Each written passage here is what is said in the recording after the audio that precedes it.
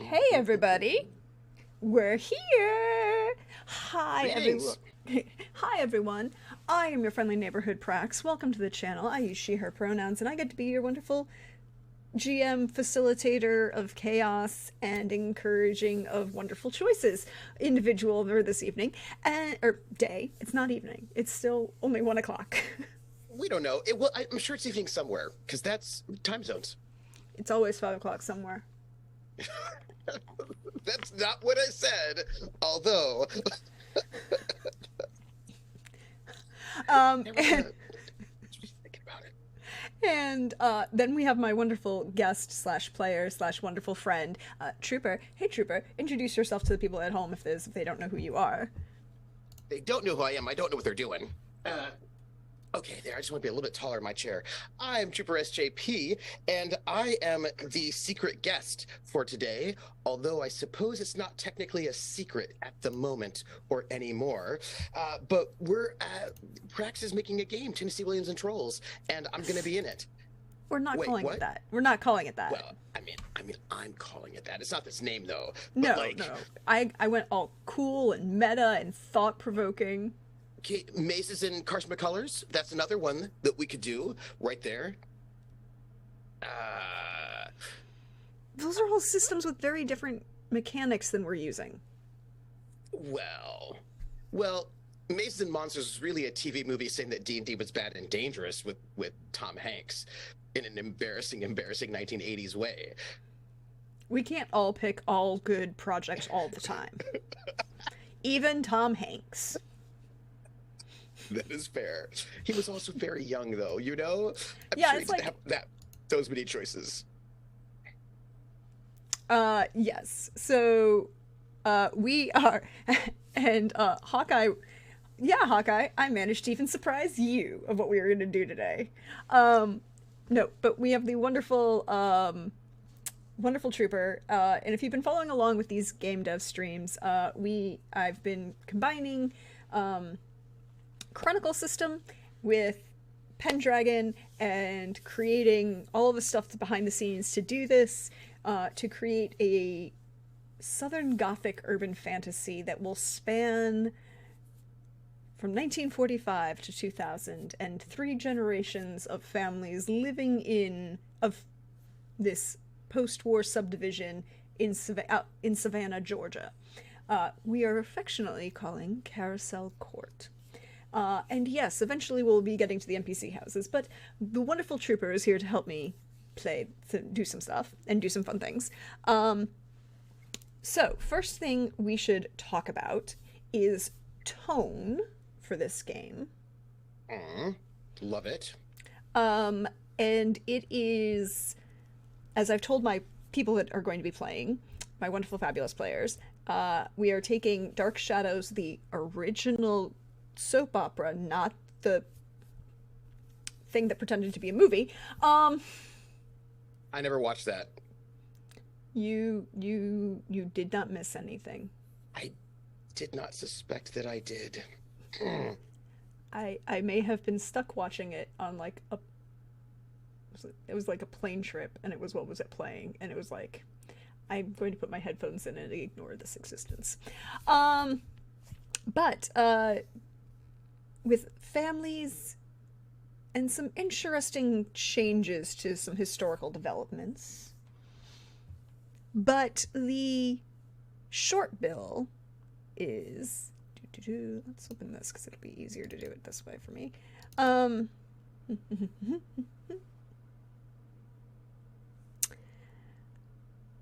World War II changed so much of the world, with so many countries joining in large-scale land battles and devastating bombings. The creatures and beings that once hid in the shadows, that most modern and rational of adults, viewed as superstitions from a bygone age, or fantasies of children.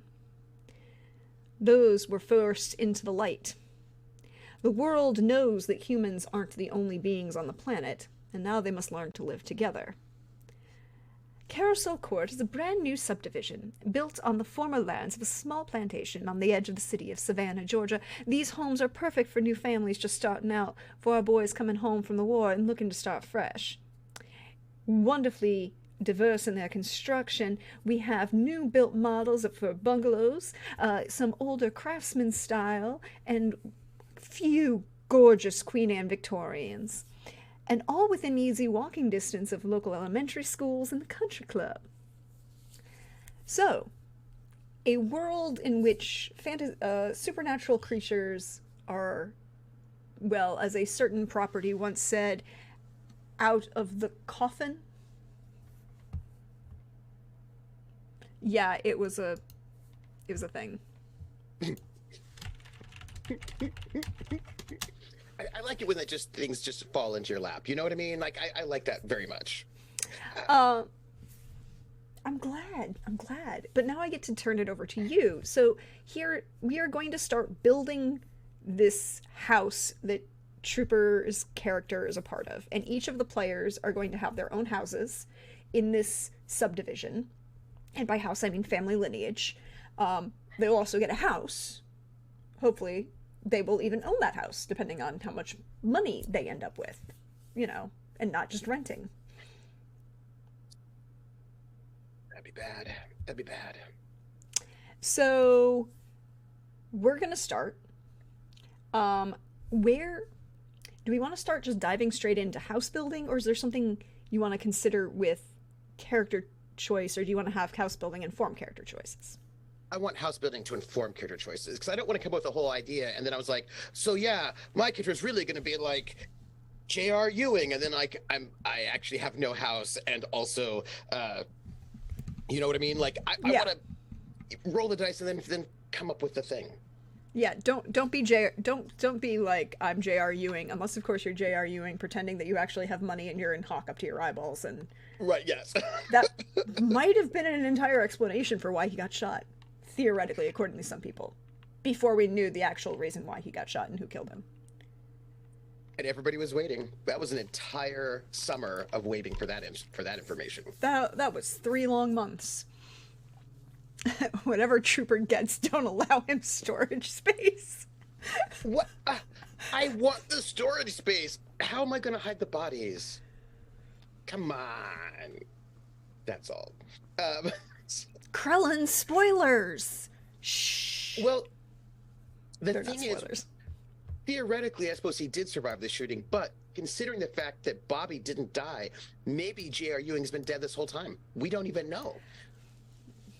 Look, they brought it back and tried to explain it all, and it got complicated real fast. And that's saying for somebody who follows certain soap operas.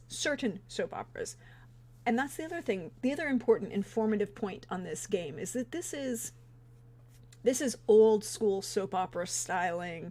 This is multiple generations across a period of over 60-year period. And all the drama is going to come from this. I feel like that's true. So please don't let Pam Ewing have any bad dreams. This is what I'm saying. So what's the first step? So the first step is, with this game, is, okay, making sure I have everything open. And you guys at home can't see it, so we'll make sure if there are any rolls, we'll call them out so everybody can know what they are. But the first step is we need to create the base numbers for your house stats. Okay. And then there will be modifications to that based on the historical events rolls. So we'll do the base rolls first, and then we'll do historical events, because the historical events, that's going to take the longest. We know us. That will take admittedly the longest.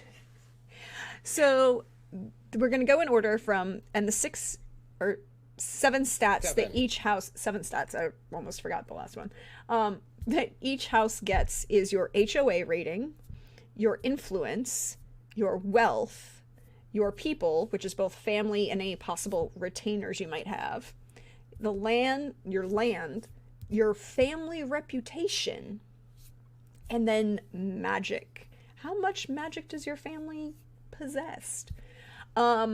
Which is going to be important because it can also, all of these are important because there will be what we call fortune rolls and house rolls, because at the core of this game is also the politics of the country club, and the wider spread effects of those politics on the city of Savannah, and maybe even the county. And maybe even the world. I mean, you gotta get through the state of Georgia first. Small That's fair. steps, small steps. So you're going to start with our HOA rating. You need to roll 8d6 and then subtract 2d6. Okay. Let's see. Let me roll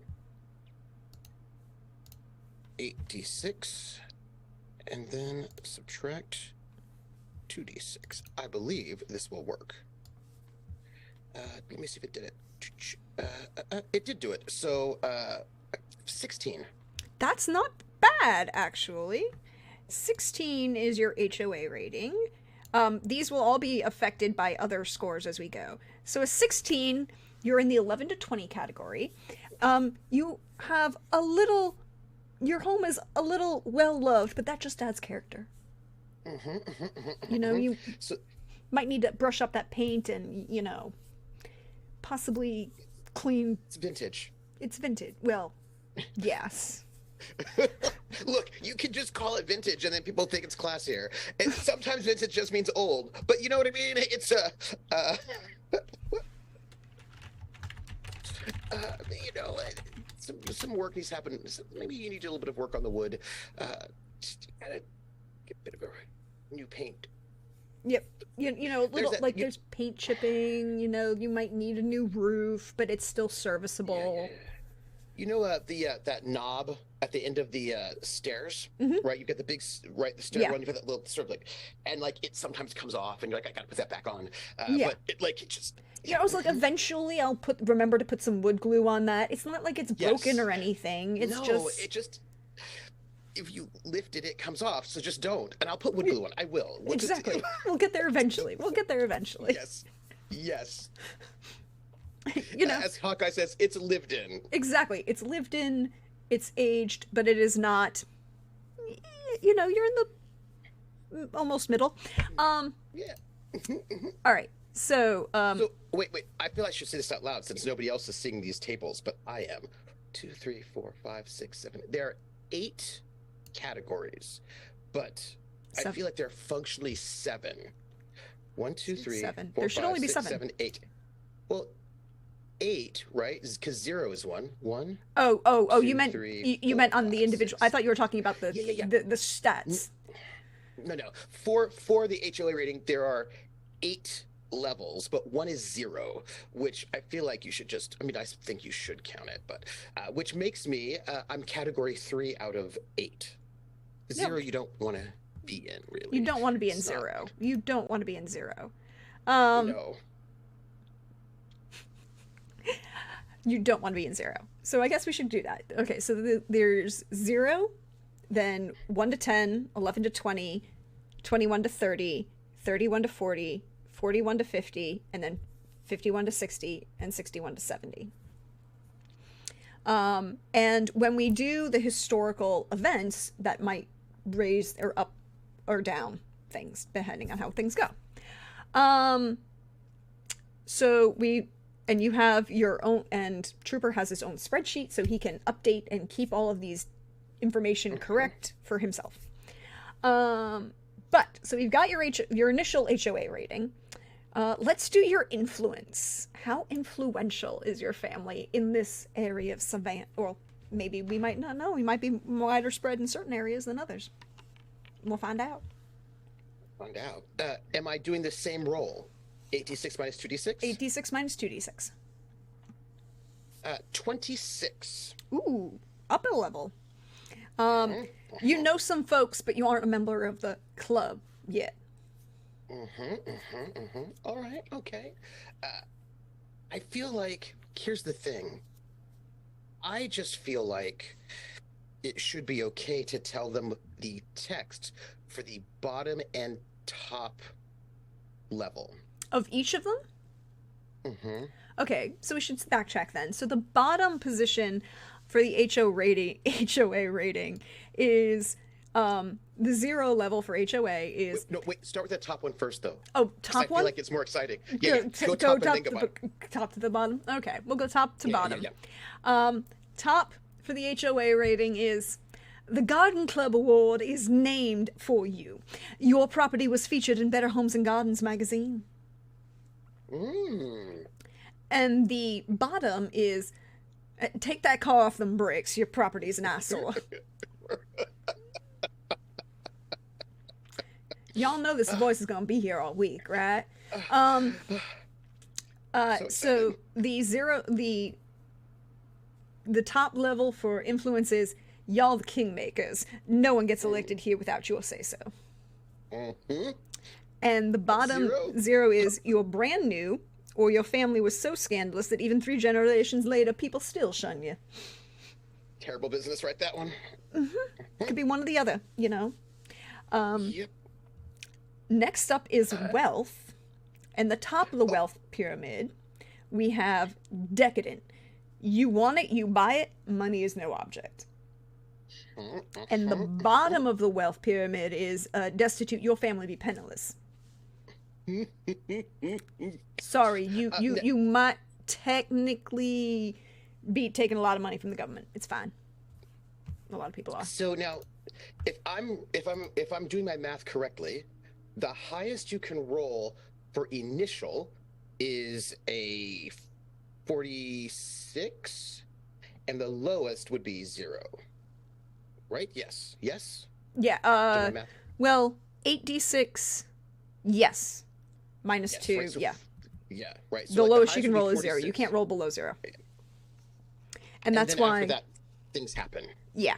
And that's why the historical events can push you further up or down, depending on how many historical events you have and what those events happen to be.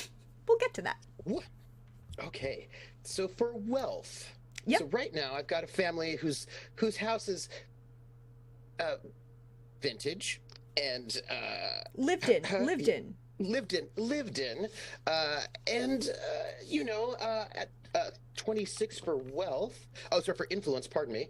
I know some folks, but I'm not a member of the country club. Oh, there's a song about that. Yes, there is. I want is. Trooper, you can't give away all of them. There are a number of Easter eggs referencing certain song lyrics in this entire thing. I can bet you recognize almost all of them. So for wealth, I roll a 20, which puts me at poor. I live paycheck to paycheck, but my bill, I cover my bills most months. That's good. Yeah. You know, y'all, there's a line of credit, and we'll figure things out. I'm sure. You might get more money later. We'll find out. All right. Oh wait, that was. Hold on.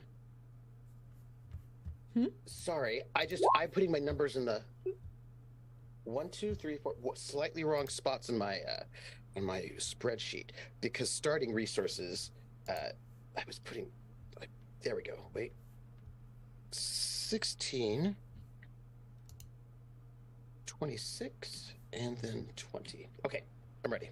Okay, so I don't know where you were putting them. Oh, you're putting them on on your spreadsheet because I don't see them in the. Yeah. It's just that the first category of spreadsheet is starting resources, and Yeah. I was like, oh no, and I put it there. Okay, all right, great. And then we go to your people. Yeah, your people. Sorry. Your people's. No. Yeah, your people. Your people. I just didn't do them in the right order, but that's okay. Actually, no, I did because I went in a circle.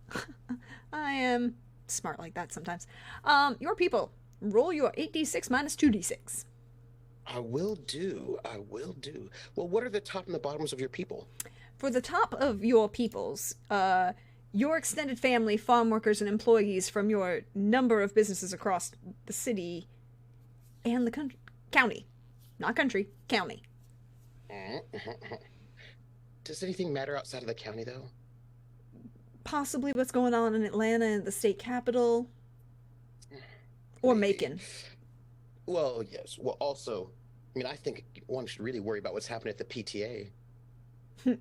Yes, well, somebody might be talking about and socking it to the Hopper Valley PTA. You always need to sock it to them. So I have a 24 Ooh, doing pretty good, for my actually. people. You, your spouse, your 2.5 kids, your parents or in laws, and your unwed siblings, however many you choose to have. So, a slightly bigger than not just Yeah. the nuclear family, but a little bit bigger. hmm which means you get grandparents, and that's always important because they cause trouble. Also, I mean, they're sources of wisdom. also childcare. hmm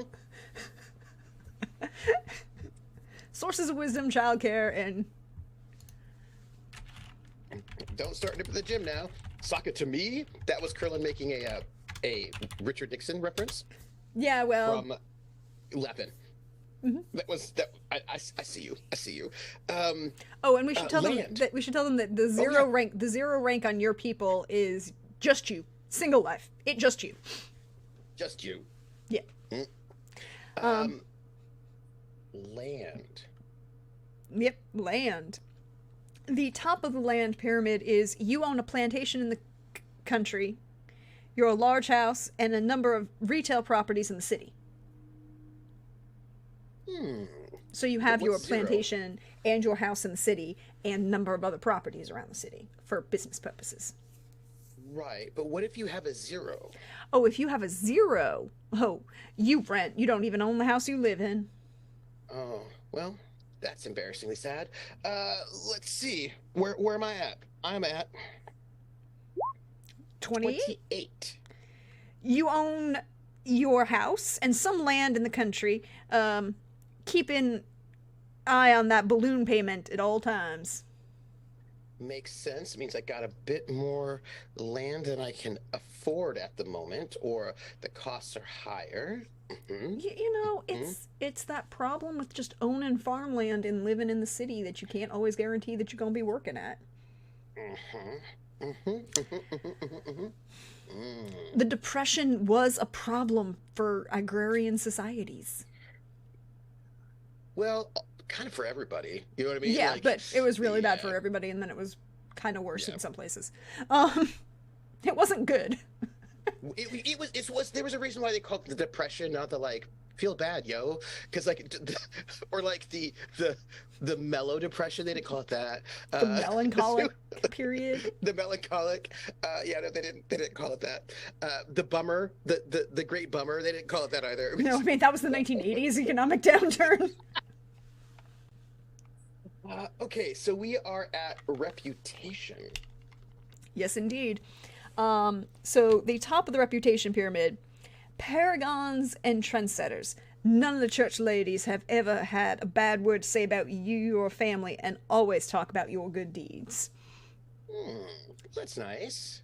At the bottom, you are scandalous. Between the public affairs and implications of corruption, the church ladies have never had a good word to say about your family. You are the gauge by which all other scandals are measured. Oh, that seems good. Wait, I mean, just thought like being an exemplar was good, right? You Nah. know? Okay. Well, in that case, let me roll my 86 minus 2d6. A 16. Bless their hearts. Your family's historical scandals still influence opinions, but your attempts to overcome have been noted. Well, that's nice. That's nice. I'm glad that I've attempted to overcome these scandalous things. hmm hmm hmm Okay, okay. Uh, magic. Yes, magic. And this is the part where we talk about the fact that this is an urban fantasy game, as well as Southern Gothic. And there are a number of, if you've been watching the game dev streams, there are a number of supernatural creatures that players could play as their choices and have a level of magic that is tied to their family. Now, this is also against stats and abilities, and if you family has more magic than if you are a particular caster in and of yourself, or you might have more abilities and it'll add stats to there, but it also adds all of these stats are going to be used in house fortune rolls and how whether you rise or fall. We shall find out. Hmm, All right. Okay. 15. At my lowest Cer- stat yet. Certain generations have magic, but never large expressions. Mm-hmm. Little bits of folk magic, but you're never sure exactly what. Almost predictably, level of like every other generation, every 2 generations. All right. Okay. All right. All right. Then you get to roll. Now, here's what I'm going to say. Because usually the rules for a house are multiple players rolling, and you each get to have a d6 that you get to choose to add anywhere you want. I'm just going to go ahead and say you get 5d6, because that is the total number of players who are playing, and then you can allot those wherever you want. To your 7 my stats. Yeah. Okay. So you're going to be able to roll 5d6 now, because this is still part of your starting stats. We haven't gotten to the historical events yet. I have 1, 6, 3, 6, and 1. So you can put those where you think that they will be beneficial, maybe. Do I choose now, or can I choose later? You can choose after my historical events. You can choose after your historical events. I will let you have the option of your choice. Okay, because I want to see what these historical events do for me, and then find out what happens. Because like I need to know, like, things might happen wherein things happen. Right. Yes. Okay. Yeah. So we ready to dive in the historical events? There is a good question. Yeah. From Krellin. Can I put multiple dice in the same stat, or 1 die per stat? Usually it should be 1 die per stat. I'm going to say 1 die per stat, because what it is in the actual core rulebooks is each player gets to roll 1 die and add it to whichever stat that they choose. Or it's a 2. Hold on. This will be a very important question. Is it just 1 die or 5 die? No, it's 1. This is where we go back and consult our core rulebook of what of bashing and mixing together. If it's 1 die, then I'll pick my first one, which is a 1.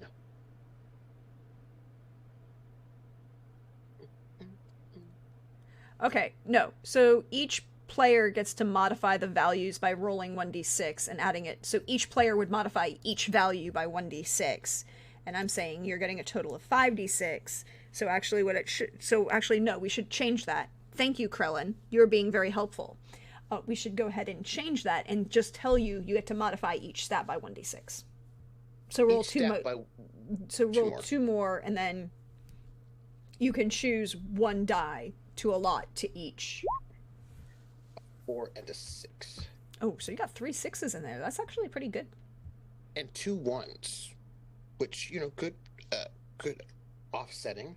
Oops. And it could push, like, for example, you have 1 stat at a 20. You push that one into a 21, and that shifts you an entire tier. And I've got that 1 at a 15, which I might want that 6 for. To put my magic into the next tier up. But before I choose, I'm going to wait for my historical events, because if I crash something, I'll want to, that might be a... Yeah, I mean, technically...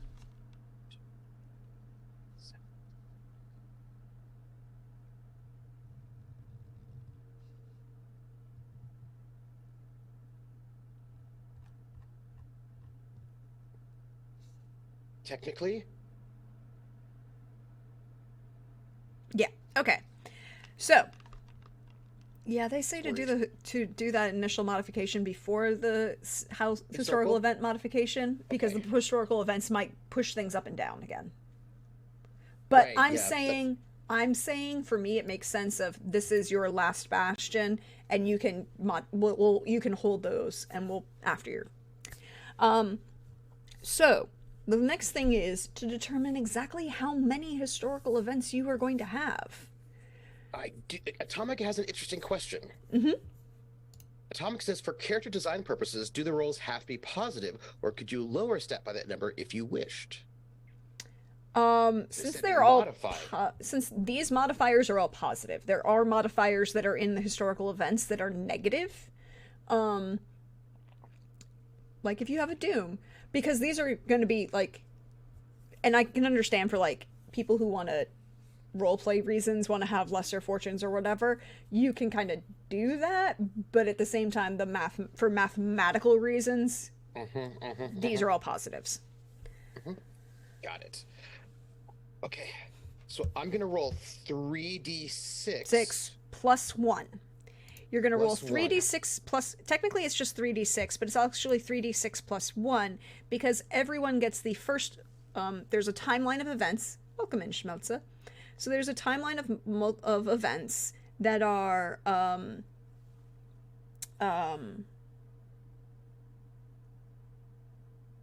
What's it called? Starting that are going backwards in time, and they're that are divided into epochs, and each of those timeline of events, all of these are events that particularly affect the Savannah, Georgia area. Going back to the arbitrary starting point that I created, which is 1000 BC, 1000 CE, not BC, CE, and going up to World War II, and every player gets the event of World War II because that is where we are starting with VJ Day or VE Day. I'm going back and forth over which one is the best, and I'm going to talk to all of my players about that answer, whether we start in VE Day, which is going to be in May and therefore a little bit earlier, but there's still things going on in Japan, so the war isn't quite over yet. I mean, I would say VE Day because Georgia's on the East Coast, and I'm thinking about Yeah, the implications of victory in Europe versus victory in Japan, but at the same time, World War II and the draft as it was affected did actually have a very good job of disseminating the population so that battalions were much more mixed in where people were coming from. I'm also thinking about what's the word? Where people were when numbers came back, right? Large numbers are coming back onto the East Coast from the Europeans, and some people like didn't go back home; they just kind of stayed wherever they were. Like deployment dumps. Yes. Okay, so I'm gonna put I'm the sorry, plus one there in should here. be an actual technical PC term for that, but those of us who grew up in the military, it was deployment dumps. Yeah, I mean, yeah. I'm gonna add the plus one though. Okay. 9. So you get 9 historical events. Okay. So do we want to start at the oldest epoch point or work backwards? I want to work backwards because we have to end with World War II, so I feel like going backwards seems exciting. I mean, that's tricky. That's tricky. Oh.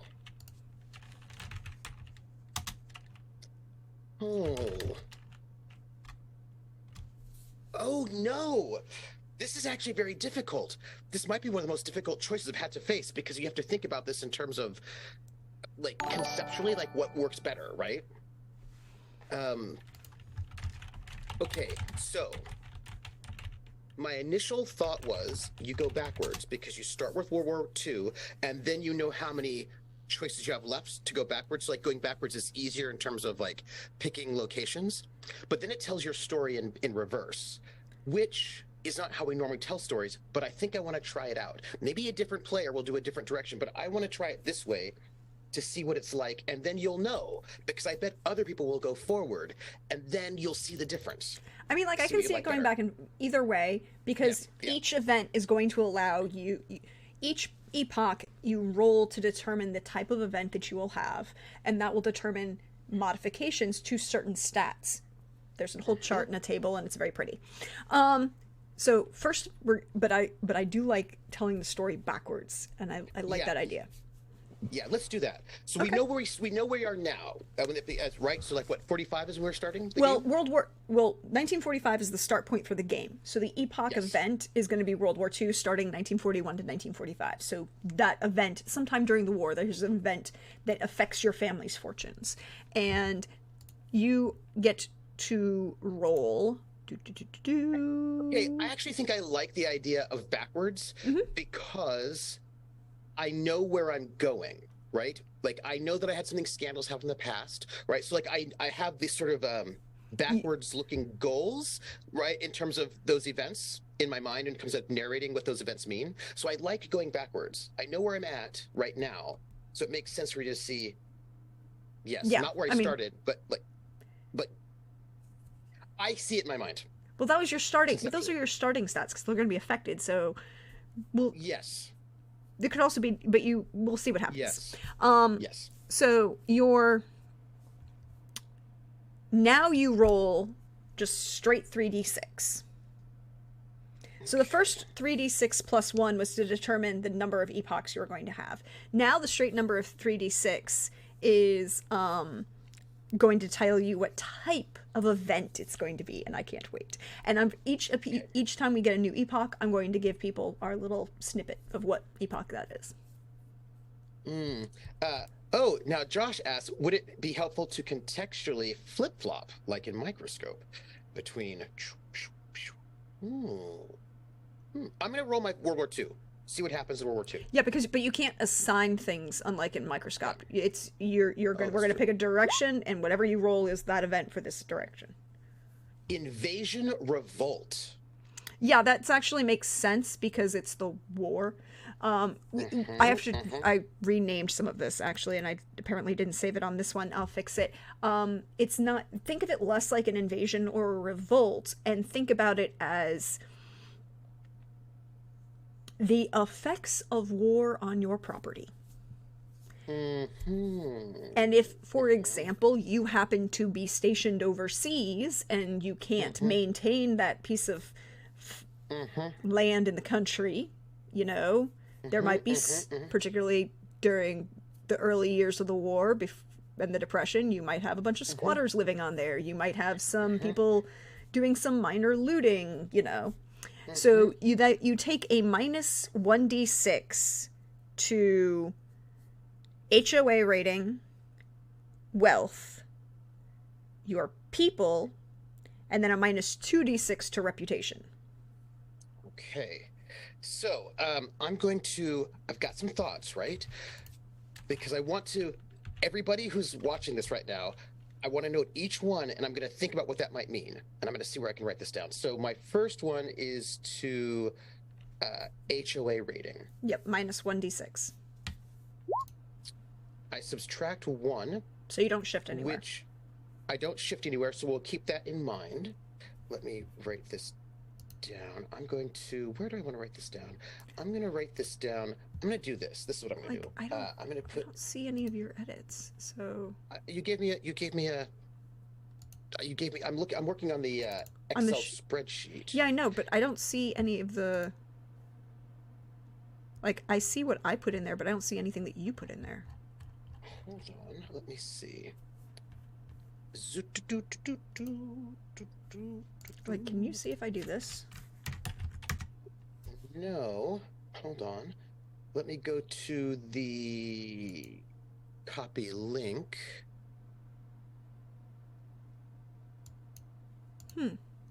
Oh, are you Aha. editing? Are you editing Yes. it? You downloaded it to edit it. Yes, and Okay. I will now put it in here so that it is not downloaded to edit, but No. the other one. Now it makes sense because I was sitting there going, I can't see it. Oh, because you downloaded it and added it, and then you'll have total Yeah, control. I I was just was- trying to keep track of it too. All right, there we go. Yeah, That yeah, makes no, more sense. what is that 2d6, by the way? That was me attempting to see if you could see what I was writing. Ah, yes, okay. And I'm going to write down here bonus die that I've not spent yet. And then, yeah, because I swear I had the, because the downloadable one had all the little charts on it, you know? Yeah, exactly. Okay. And then Okay, so, I've decided well, then I would put bonus die not assigned, so that you Yeah. don't forget that Yes. you haven't quite assigned it yet. There you go. Yes. Okay. Right. I was looking at the other one because the other one had all the Yeah, no, charts. it makes All right, sense. and then I'm going to say this is what I'm going to do: event, historical, event, effects, and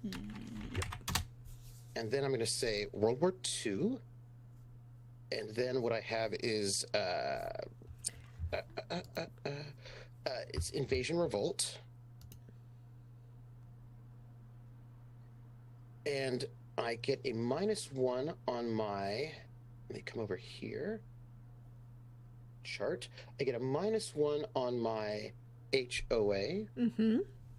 I'm going to say -1. I'm going to put 15, but that doesn't shift my spot yet, so I don't have to think about a big narrative. Then I get a -1d6 on my wealth. And put that there.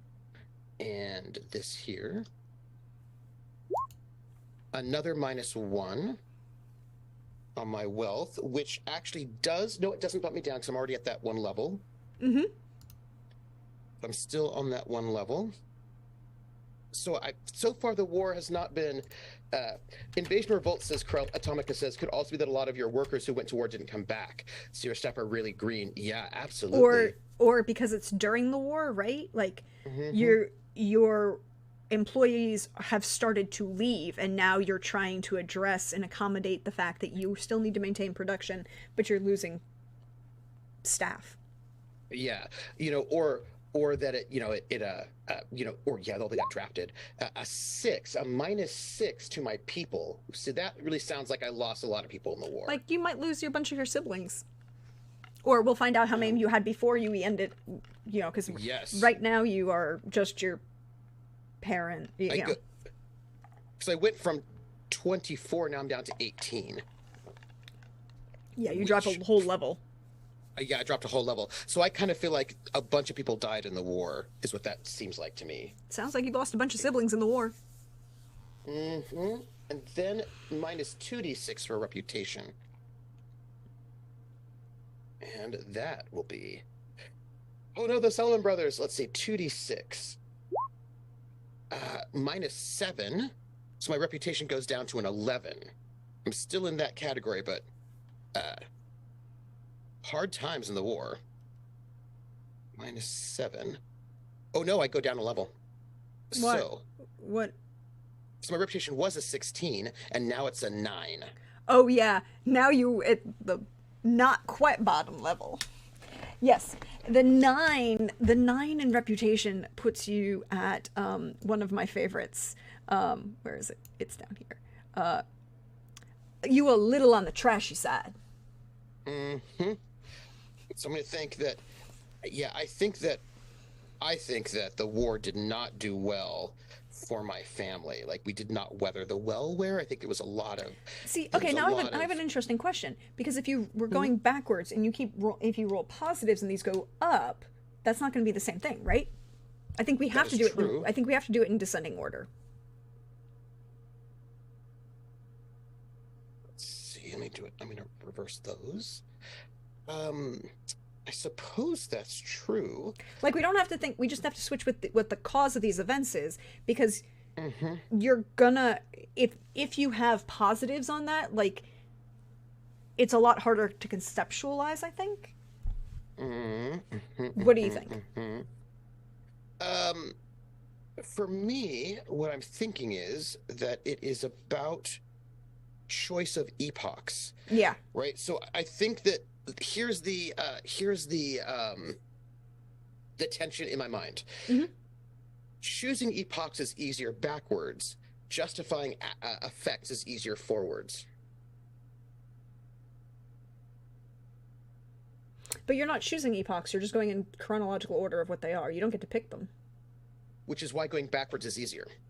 Because then you just go, oh, boop, boop, boop, boop, boop, right? Like, you don't have to, like, do the math to figure out where do you start. You just go backwards from World War II and you just go 9 backwards. Okay. And Do then you see what I'm saying? And then justify them going forwards. Yes. So why don't we do the rolls for each one, and then we can tell the story. We can go back doing the rolls, and then we can tell the story going forward. Yes. I think that's good. Okay. So then the next event you took the next 3d6. Black Tuesday. Yep. The next event back is Black Tuesday, which is the stock market crash of 1928. And I am going to, if you don't mind, I'm going to put my 9 events in my little Go spot. right ahead. I do whatever you want to do on your sheet. It's how you want to do it. It will make your life easy. I just building a dynasty style family with dice. Exactly. Welcome in, Malk. We are building the house for Trooper's character for Carousel Court, starting in World War II. Cancel. Copy. 5, 6. Copy. 7.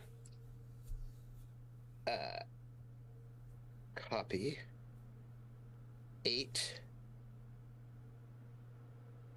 Copy. 9.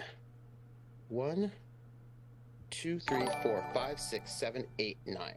Hey, everybody coming in from Cyber Nation Uncensored. Welcome in. Welcome in, Raiders. Oh, how was your Elf Lines game today? We are working on building Trooper's house for the brand new game I'm going to be running this summer, or starting this summer, called Carousel Court. Hi, everyone from Cyber Nation Uncensored. I am your friendly neighborhood Prax. I use she, her pronouns, and we are building Trooper's house for this game that I'm writing. Yes, and right now we're working backwards to sort of pick up our events, and then we'll tell the story of them forwards. I'm just thinking about character sheet design, or house sheet design, like how I want that laid out in my mind for ease of creation for the players. Yeah, the problem is that there really isn't a house sheet created, so it's not easy for players, and this is just me creating spreadsheets. Sorry. No, I meant in the future. I meant like when you publish this. That's what I was talking about. Sorry. That's much later, and then there are layout people that I talk to about that. Layout people. Okay, let's see. So Black Tuesday. What happened? What did your family experience on Black Tuesday? Go ahead and roll those 3d6. Let me roll these 3d6. I have a 9, which is favor. Ooh, you did. That's mysterious. Were you one of those people that managed to know about the event beforehand and take all your money out of the bank in advance? Let's find out, shall we? I get a plus 1d6 for my HOA rating, which gives me, I need to put this, I think, over here. All right, let's see. Hello, 1d6. How do I do? Insider trading? Wait, that's illegal. A plus 2 to my HOA rating, which will be a 17. Now, I'm still hanging out, right? I get a plus 1d6 to my influence, and that will put me at, let's see, what do I roll? I roll a 4. I'll put you at 30. Brings me up to 30. That's not bad. Not bad at all. Let's see. And that's plus 4. We will decide what all this means. And then I get a plus 1d6 for land. Let's see. No, we don't want that. We want this. Whoop. Oh, a 6. Very nice. So you're up to 34. Ooh, you got puts you at 34 for land. Puts you at, you own your house and some land in the country. You own your house and a small storefront in town, plus the land in the country. Very nice. And let me see what happens to my reputation. Plus 3, which puts me at 19. Ooh. Getting close to being a little bit less, to be where I was before. No, I'm sorry. Plus, what is that? A plus 3, which puts you at 12. Gets you where you were before. Yes. Well, yes, same tier. Working on my reputation. I'm working on it. You left trashy, and now you're just working on improving your reputation. Yes. Okay. All right. That's favor. So my next event going backwards in time is World War I. and I'm excited to find out what this is gonna look like. Yes. All right, 3d6. I'm sorry, I'm just thinking about like Mhm. house sheet layout. A 9, another favor. You did well All during. right. That's a little questionable, but that's no, I'm just wondering what this looks like. I just have questions. Do you know what I mean? Like I Mhm. have questions. So we've got a Plus 1d6 for your HOA. I'm gonna just do 46 all in a row. Yeah, that And then works. 46 all in a row. That works. 5, 3, 2, and 5. So 5, that'll put me at a 22 Mm-hmm. Ooh, boop in for a. my HOA We rating. booped a level. We booped a level. We You are did boop a level. now into your house is well kept, but the garden is nothing to write home about. I get a I'm now at a 33 in influence. New money. You're the first generation to be accepted into the club.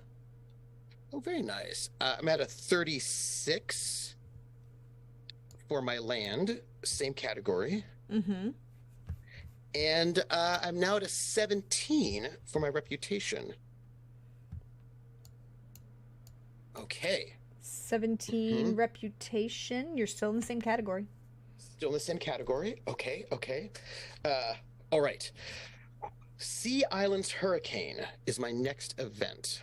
Massively destructive. Destroyed large chunks of, well, Tybee and other barrier islands. Really destructive. Killed a whole lot of people in the city, too. Oof. All right. A 9.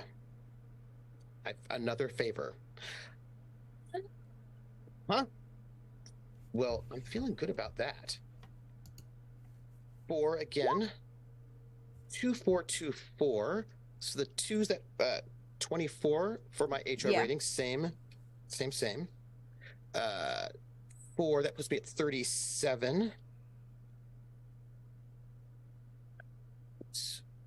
Same category. 2, 4, 2, that puts me at 38. Same category. Ooh, wait. We're booping reputation again. And 4, my reputation goes up. Nice. To unknown. You don't have a reputation, either good or bad. Okay, I can handle that. I'm really excited to see what this story looks like when we go forwards in time. Because So here's the thing. You have to end up in a way that the stats that we can account for, right? Like, we'll tell the story forward in time but your stats are your end stats as you end in 1945. Yep. So, or start in 1945, I should say. Yes. Oh, now and then we get William Tecumseh Sherman's March to the Sea. Okay, let's see how that goes. Let's see. I have some concerns.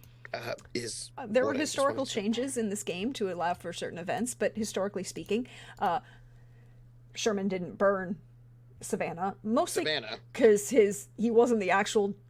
One of his subordinates was the army that was sent to Savannah as he went kind of slightly further north, and the mayor and the alderman came out and said basically like, hi, if we let you in, will you promise not to burn and raid shit? Cool, come on in. I have a capricious ruler during this time period. Yes. So I renamed that. In the actual rules, a capricious ruler is called a madness, which I didn't like. But they say a madness historical event indicates that a particular figure suffered from destructive eccentric behavior, producing unpredictable results, with positive or negative outcomes. Each resource increases by +6 and then decreases by -2d6, producing a range of +4 to -6. If this was your first result, note that madness does not necessarily indicate mental illness, but refers to a capricious ruler for any reason. And I'm just going to call it a capricious ruler, right? Because it's who was in charge of your family went a little... Right. Well, I wrote down what I wrote down was destructive eccentric ruler Yeah, that works. because eccentric, or let's just say eccentric ruler, because eccentric seems very Southern Gothic to me, Hmm. and also urban fantasy. Both of Say, those are things. That's why I went with capricious. It could kind of work for either. yeah. Um, So I'm gonna get a +6 minus 2d6. to each stat. Mm-hmm. So I'm gonna say first up, this is gonna be a test to see if the Roll20 will do this. I feel like if I put 6 plus, do I have to put this in a? This is just a test roll to see if the math works out. No, if you just do 6 minus 2d6. If you do here, let me show you. If I do just 6 minus roll 2d6. 6. Do you have to put the 2d6 in a? No, In a. Okay, great. No, you put it in parents though. Oh, you No, didn't. we didn't. Great. not the Great. code for rolling, which ends up with a -1, which is not. Oh yeah, because you could have a -6. You could go all the way down to -6, but that's my roll, not yours, so you don't Okay. have to keep that one. Okay, are you ready? Yep. This is for my HOA rating. So during the March to the Sea, I have an eccentric ruler who's capricious and eccentric, and who knows what's going on. Which So kind of the makes sense if you impact- figure the fact that, a lot of people went to go serve in the Civil War. and also what a madness time, right? All Yeah. up in your house. Okay, so I get a 0 impact on my HOA rating That's good. for that moment. Okay. Malk, I'm going to For- officially tell you that I, as a classicist, sigh at that reference. One of the greatest perpetual lies that we have struggled to overcome. The thing. Nero wasn't even in frickin' Rome. Sorry. But some people maybe did not like Nero, is all I'm saying. And so Yeah, they a might lot have of people said didn't things like- about Nero A lot of people that didn't may like not have Nero. been accurate. I could say bad things about Nero, but I can be accurate in the bad things I say about Nero. When has accuracy mattered in propaganda all that much? Absolutely never. A -2. Yes. For my influence, okay. All right. Let's see what we have here. And then we have, for my wealth, a 0, no impact. Also, my wealth is currently a 19, so, it's not like it is not hanging out in the. You're impoverished. You lack essential I'm resources, and you. Or no, 19. You're still poor. You live paycheck to paycheck. Yeah. You're not impoverished. Okay. For my people, -1 for my people, which brings out to a 17. No change. No change. Hang out in the nuclear family at the moment. Land. -2, so I'm down to a 36. So I'm still hanging out. I was there recently. And then It's too perfect. reputation. It's too perfect. It's an expression despite its historical inaccuracy. I will give you that. Sometimes the difference between historical accuracy and historical fantasy is the perspective of an audience. Also true. You have not had a positive yet. This is intriguing. I haven't. Well, I've had neutrals though, so I feel like that's good. My reputation goes down to a 19, so I'm like hanging out back and forth a little bit middling, a long-term style.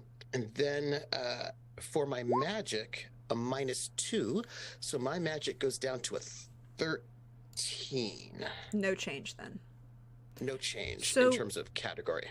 So William Tecumseh Sherman didn't have major impact on your family. No. Like I imagine that seems to me like the kind of negative impact it probably had on most people, right? In the middle, right? As opposed to like people who were not doing who who either Who might sucked have up or were like spending lots of time in their houses in the country, which were definitely burned. yes. Okay. Or Which means I need to other things. know what's going to happen with my the American Civil War, how that impacted my family. And 9, more favor. This is very interesting. I'm going to decide what this means, especially go depending on forward. what this means, especially when I how Have I end final up, right? with your final numbers about where you are in your final numbers. Yeah. Yeah. Like if I have really low final numbers, but I've had a lot of favor in my life, that's interesting too, right? Like, what does that mean? All right, so let's see. Let me roll that 4d6. 2425, which Uh, will be a +2 to my HOA rating. mm-hmm. Oh, this actually should be, I'm sorry, my HOA rating should be a 24 right there because it didn't go down. Yes. Okay, so that should be +2. 26. 26. No change. 41 for influence, so that's interesting. I've gone up a category. 41 for influence. Oh, you are now old money, but not real political. I lied to you. I'm 39. I'm 39. 39. Well, then you're still just new money. Still new money. Still new money. Still new money. And then I go back up to 38 for my land. Oh, I'm good. going back and forth between these two numbers for a little bit. And then my reputation finally gets up higher to 24. Yes. Plus 5. Okay, I'm in a new reputation category. Although I've been here before. You are now. No, I've never been here before. What number are you in? 24. Huh? Neutral reputation. Nobody you've been neutral for a while. Well, only once, and I dropped. I got there once, and I dropped back down, and I'm back up. Well, now you're unknown versus bless your hearts or on the trashy side. Yes. Yeah, I feel like my families are like crossword deal makers. It's very mysterious. All right, let's see what happens with the Savannah Fire, which is in 1820 and so at the same time a breakout of yellow fever and a fire. No one's 100% sure why it happened. Some people ascribe it to somebody trying to burn infection because of the fever, and it was left uncontrolled, although it wasn't a sanctioned burn of any sort, and it burns like 3/4 of the city. I rolled an 8, which is doom. Yeah, that makes sense. There's negatives across all the board. Makes sense to me. Minus 2d6 all the way across. Okay. Now, by the way, I'm going to recalculate numbers. They're going to be the same thing, but they'll end up being the same at the end, but I know what I'm going to do. I know what I'm doing. Okay, we'll talk about it when you get there. I know what I'm doing. Yes. All right. There's disease, burn the heretics. Yeah. So my HRA rating -4, which puts me at 22. Oop. My influence will be -2, which is 37. My wealth will be, please know everybody, my wealth is not great, -8. So I'm at 11 wealth. See, I knew this would happen, which I think is very interesting. Okay. My people, which is also not a great category for me at the moment, -3, so I'm down to 14 there. You and your spouse, I believe, is that level, the 14 level for people. Yeah. No, I think it's nuclear. Is it? Oh, no, no, sorry, you were correct. Nuclear family. I keep forgetting the 0 level. Yes. This is my land, which is -6, which puts me at a 32, still same category. Yep. Level. -6. Reputation, which has been back and forth for me so far. -7, which knocks me back down to 17. Really all over the place here. Bless their hearts. Your family's historical scandals still influence opinions. And magic, I'm going to bet, because my magic is currently at 13, I'm going to bet that I get a big hit on this one. This is my feeling. Oh, not that big, but a 13, which puts me down to a -3, which puts me down to the next level of magic. Occasional individuals with magic pop up amongst your family, but never predictably. Okay. Got some thoughts about this. Okay. Uh, it's interesting to be a family with so much land and so little wealth, so much land and influence, right? I've got a lot of land influence, but not a lot of wealth or magic, and also a bad reputation and not a lot of people at the moment. So I'm very excited to sort of figure out what this looks like. Okay, so two events left. This is the founding of the USA. Yes, So, and by that we mean 1989, 1789, and the signing. No, it should be 1789, and the I think you skipped an event. not on Yeah, my. yeah, USA 1789. George was the fourth. 1789. Sorry. And when I say USA, I mean the United States of America versus the Mhm. Confederate, the Confederate. No, what was it called? The Articles of Confederation. Articles of Confederation created. Yeah, the Articles of Confederation. So 1789 is the ratification of the Constitution. How is your family doing it and when we become an actual, federal government? Defeat. Ooh, Which actually, I this think kind of is makes sense. very interesting. This actually makes sense. Very, very interesting indeed. Okay, all right. So I'm going to think about that. So a And with defeat. defeat is 1d6 across everything except for reputation. Mm-hmm. So let's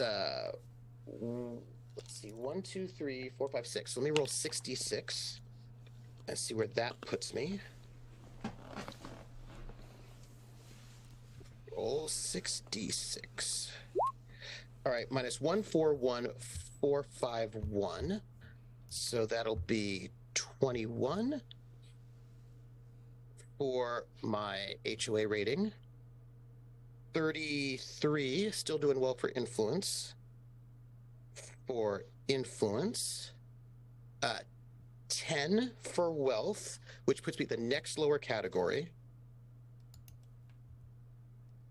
What is that category?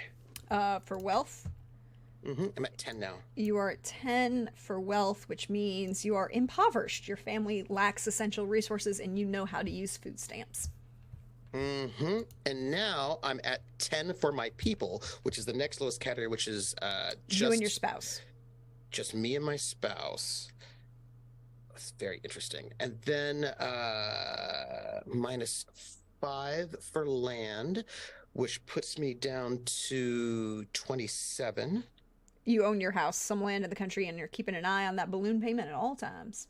And then reputation is not impacted, but magic is, and I go down another 1. So now my magic is at 9, which is the same category. Yep. Okay, and now our last one, which is the War for Independence. So 1774, or excuse me, 1775 to 17. 13, another eccentric ruler. We like it. You have a very interesting swing on these things. And now remembering, of course, that you still have your unassigned die that you haven't put in there yet. Yes, which I think will be good. And what I'm going to do is I've got a concept that I think makes sense for me. So let me roll the 6 minus 2d6 and find out what this looks like. And then I'm going to do some math things, which I'm excited to do. That's roll 6 minus 2d6. That's a minus 2 for my HOA, which puts me down at the next lower rating. Which is 19. 19. And then for influence,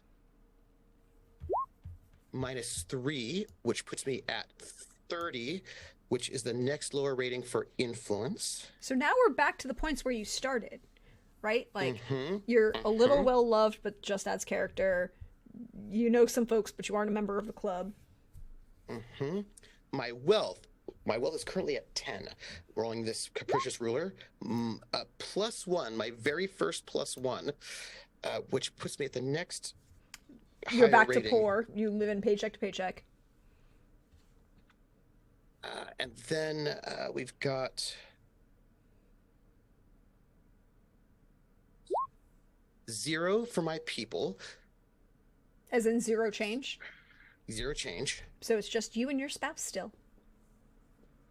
And then I did have an extended family at one point in time, but Not anymore, you don't. not anymore. All right, so my land, -1. I'm still in the same category. 26. Reputation. Let's see where this goes. -1, same category still. 16. And then for magic, let's see what happens. So I know why he has land but no wealth, not enough people to work that land. And then -3, which brings me down to 6 for magic. Still only occasional individuals with magic pop up amongst your family, but never predictably. Okay. So what I want to do at this point in time is so I know where we end, right? We end at 1930, 11, 10, 29, 16, 6. I've got my bonus dice to assign. And let me see. I would like to boop, boop, boop, boop, boo. Let's see. I've got a 19, a 30, an 11, a 10, a 29, a 16, and a 6. So I would like my influence and land and HOA rating to go up. So let's see. I'm going to need. I've got 3 6s to assign, and I will put them. Let's see. I like the idea that these are people who have a lot of influence. I mean, you could be land rich and cash poor. That has been a thing in existence for ever. I'm gonna put. Let's see if I get a. All right, I'm gonna spend one of my 6s on reputation to put me back to like basically people don't know me, because I like the idea that I've got all this influence but people don't really know me, because that sort of gives a sort of an implication of Well, and that's the thing is like you have to think about it like influence is different than reputation. And like kind of like behind the scenes sort of a thing, you know. So if I spend this 6 here, then my that was reputation. Hold on. I wanted I wanted reputation to be if I use that 6, my reputation is a 21. Because that means that, and reputation 21s mean that people basically I don't really have a reputation, people don't really know me. Yeah, by reputation y'all aren't gossiped about, either positive or negative. Right. I mean, like they know of you because you have influence and that you know but you aren't scandalous or overly virtuous, which is why. Right. Side note, so everyone talks about like the word virtuous and how there's this proverb in the Old Testament about the difficulty in finding a virtuous wife or woman because it's hard to find as rubies. And people are like, oh yeah, they were astonished to see, this was going around the other day, and they were astonished to see the fact that like in the Hebrew it means woman, like a strong woman. And I'm like, y'all, the word virtuous isn't just what we now define it as. It actually comes from the Latin, and it meant virtuous, which means war, which is this word for vir, which is the word for like fertility, and for which is the word that we use. It meant man, but it also meant warlike and strong in war. And I'm like, yeah, that's what they were saying here to begin with. It's very interesting to me how language changes. Oh, absolutely. So if I spend that 6, I get my reputation up to a 21, which means I'm not talked about, which I like. I like the idea that people are not talking about me. So let me think. May I just, okay, I'm just gonna, you have I'm gonna leave this 6 as they're unassigned, and now I'm gonna put them down here as bonus die assigned. Oh, Because what we because I can just do is added we the can just change plus this. 6 there. Huh? I'd add the plus 6 right there. Yeah, but you don't want to lose unless you want to delete that whole roll when you were done. Which one, the not assigned? Yeah. Yeah, I was gonna. Oh, okay. Well, in that case, I'll stop. I'll stop being helpful. Okay. Then we know what those bonus die are. So let me think. All right, I have got. So what I have left are 2 6s, a 1, a 3, a 1, and a 4. And I can get my HOA rating up. I want to get my influence up because I think that'll be important. And I want to get land up. I like the idea that they have. So my lowest one is magic, which is not going to give me a lot of help. So I'm going to put one of my 1s on magic to bring it from a 6 to a 7, which will keep it in that same category. Because I like this idea that these are people who actually are not particularly magical in a space full of. It's not a family that's particularly magical in a space full of super magical people. But you can also be like, what are you saying is magic, super magical? This is about the wellspring of magic that you have to draw on from ancestral ties, versus like you could still play any one of a number of supernatural creatures, which was a big thing, and there's an entire VODs about how that works, and me spending time figuring that out. Um, let's see. So then I've got a 7 for my magic. So my lineage does not really have access to a lot of magic, right? It's what is that? That's It's occasional, but you no predictability. Yeah.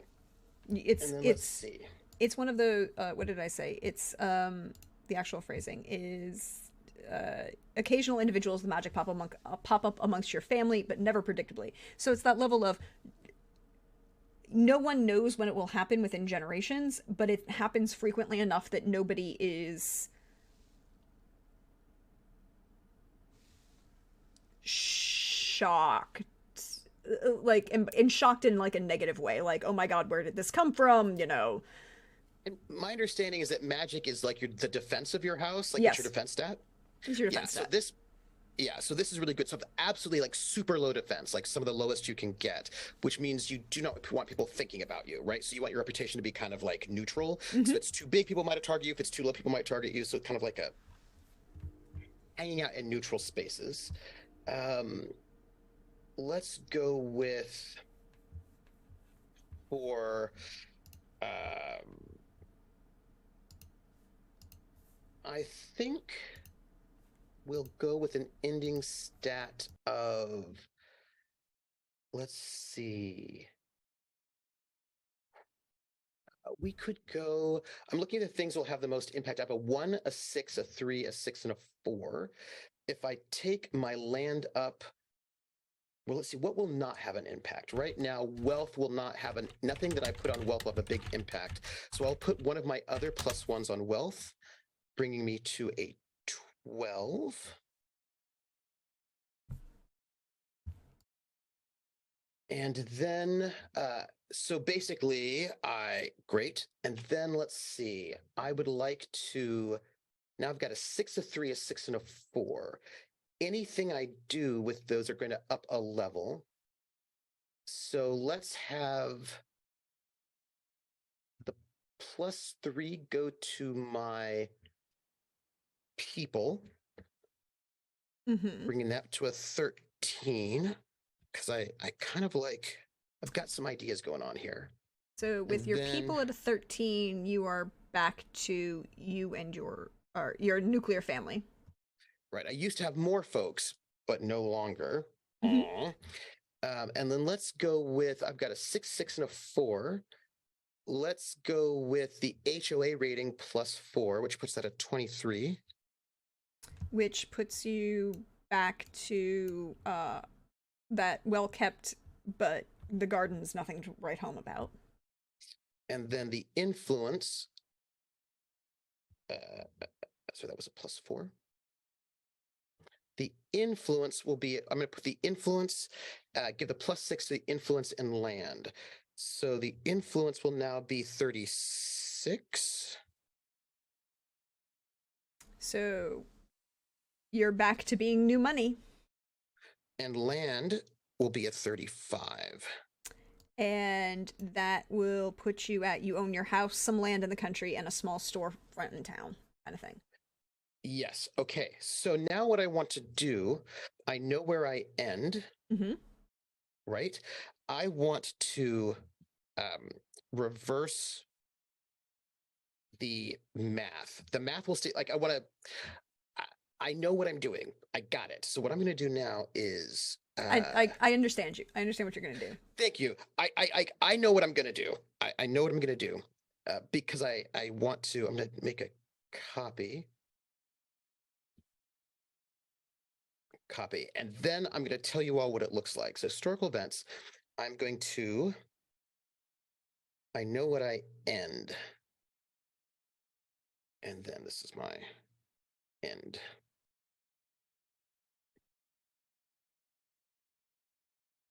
That's my end. Oh, I can actually just do it like this. So let me see.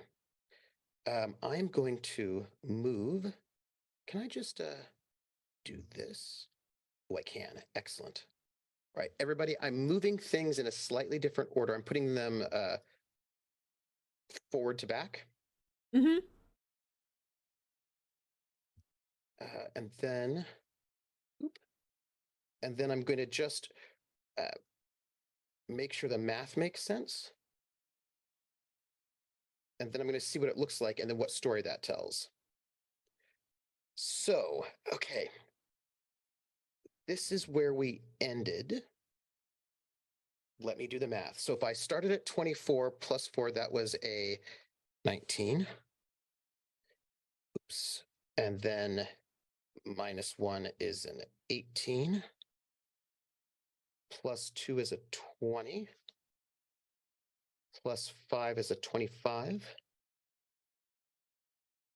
Plus 2 is a 27. But then that stays 27. Oops. And then I get a plus 2, which makes it a 29. And then minus 4, which makes that a 25. And then a minus 1, which makes that a 24. Okay, so what I'm doing is I'm rerunning the number ends up the same, but I'm rerunning the numbers to see what it looks like moving forward. So So that you I think started that's at right. one number and then you. Yes. Yeah. I believe that should work. I I mean, believe that's how that works. I think that's how you do it. Because if I do, let me see. So I started off at 16. Let me do this math here. So that's 1, that's minus 5, 6, 7, 8, 9, 10, 11, 15. Minus 1 is 14, minus 4 is 10, minus 1 is 9, minus 2 is 8. Is that right?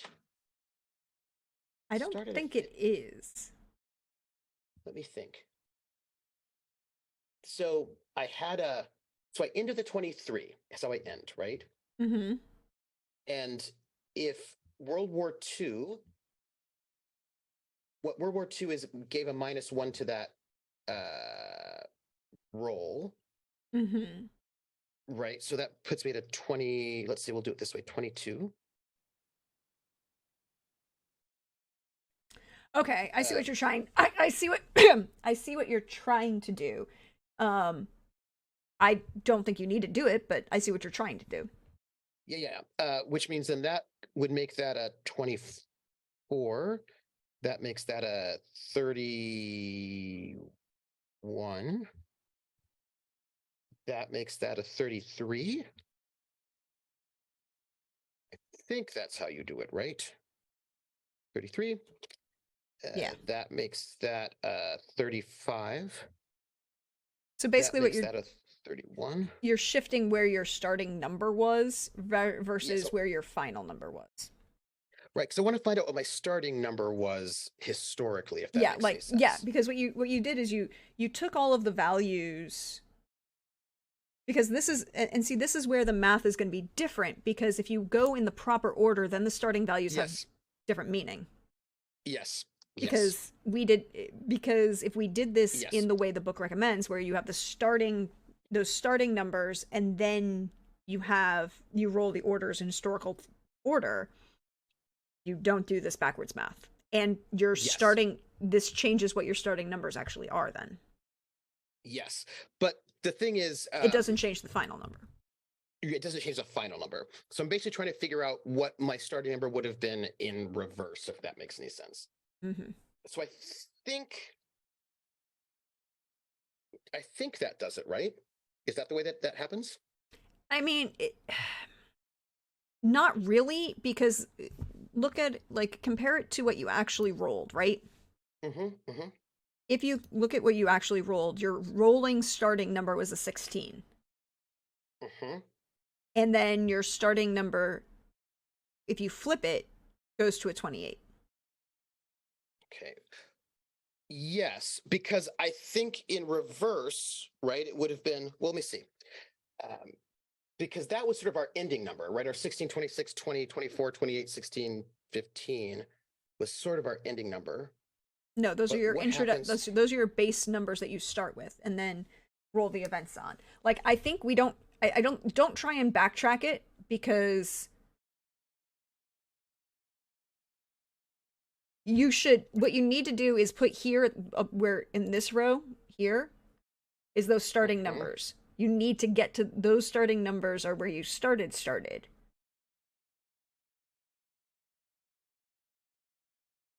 But here's the thing, all it's going to do is give you the same order, just on the different flip. So however you choose to do this, it's just when you put those events then. Uh, but I want the events to stay the same. But I want to know what the journey is. So, And this eccentric is where ruler, I then think we my made things complicated by going backwards. yes. So for the future, We're not going backwards. right? But let's see. So then that's a -4, which puts that at a 9. And then it's -2, -1, -4, +2.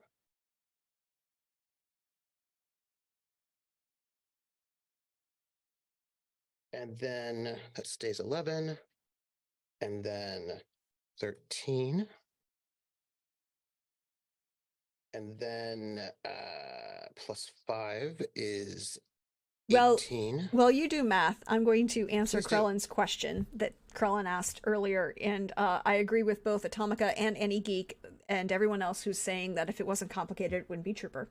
Um, Krellin asks, are there any quote-unquote magical creatures that are inherently anti-magical, like the stereotypical dwarven resistance to magic? So, in this system, when you create your character, you are given... Um, part of the way you create your character is you decide what age you want your character to be, and there are certain benefits to doing that. But one of the things that you then get is you get benefits that you choose to ascribe to your character, and those are a certain number based on age, plus a species, or what they call in the core book an ancestry benefit, at least one. You can then you get a set number based on age, and then you also can spend destiny points to get more benefits, or you can add additional drawbacks to get more benefits, basically. And a resistance to magic, or what is it called? It is called, there are like 3 that you could get where you are, well, the big one is averting adept, where you can like avert. It basically means that you're easier to not get hit by spellcasters. And so what I did is, when I went through the core book and looked at all of the possible benefits and or drawbacks that you could take, I ascribed them to certain species as a quote unquote as part of your species, as being available to certain species as your species rank or species benefit or drawback, or benefit because it doesn't apply to drawbacks. Anybody can take any drawback. And then what that also means is that only times when it says humans only or anybody but humans, anybody could take them, but certain species get them at a, they count as species, so they don't count against your whatever bonus benefits you have. Or they can be, certain benefits are reduced for the purchase for certain species based on other stats.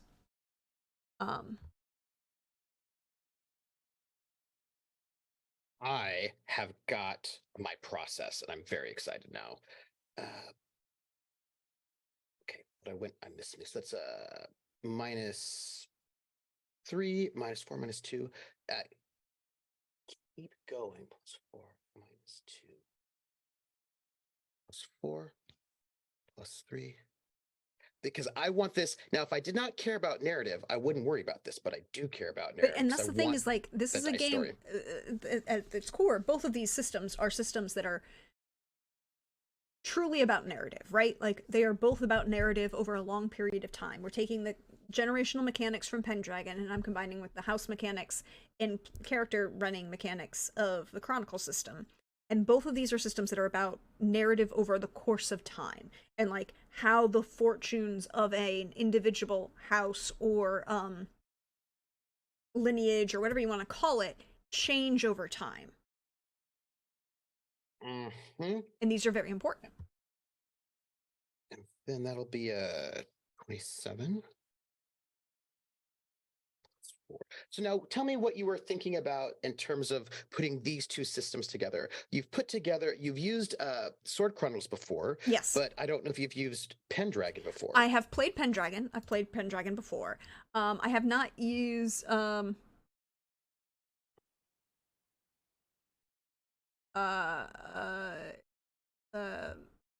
I've not used it in systems before, or mostly because I think that Pendragon is a very well written game, but it's a very particular type of game, and I don't see a lot of its mechanics having a lot of frequent, like I frequently, particularly like I'll take Call of Cthulhu luck mechanics and throw that almost anywhere, really, because it's very useful.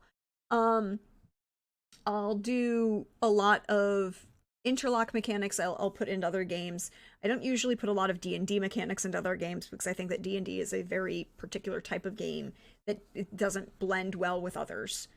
D&D doesn't play well with others. There, I said it. But like Sword Chronicle, I think works well with others. I've mashed some things like as Trooper has played in, and if you wish to, you could check out on the VOD over on YouTube, or if you're watching this on YouTube, I thank you very much, and now remember to like, share, and subscribe the video.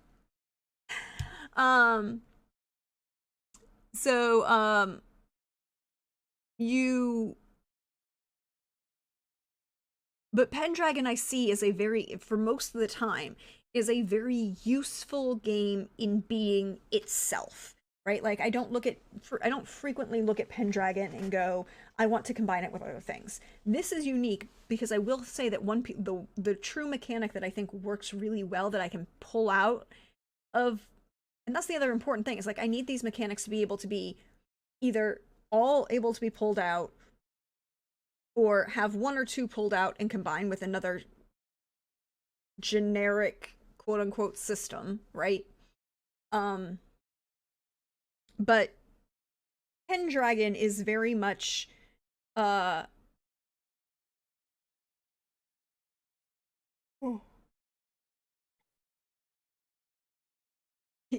Lopez says, you seem to be quite some from column A, some from column B GM. I mean, you're not wrong.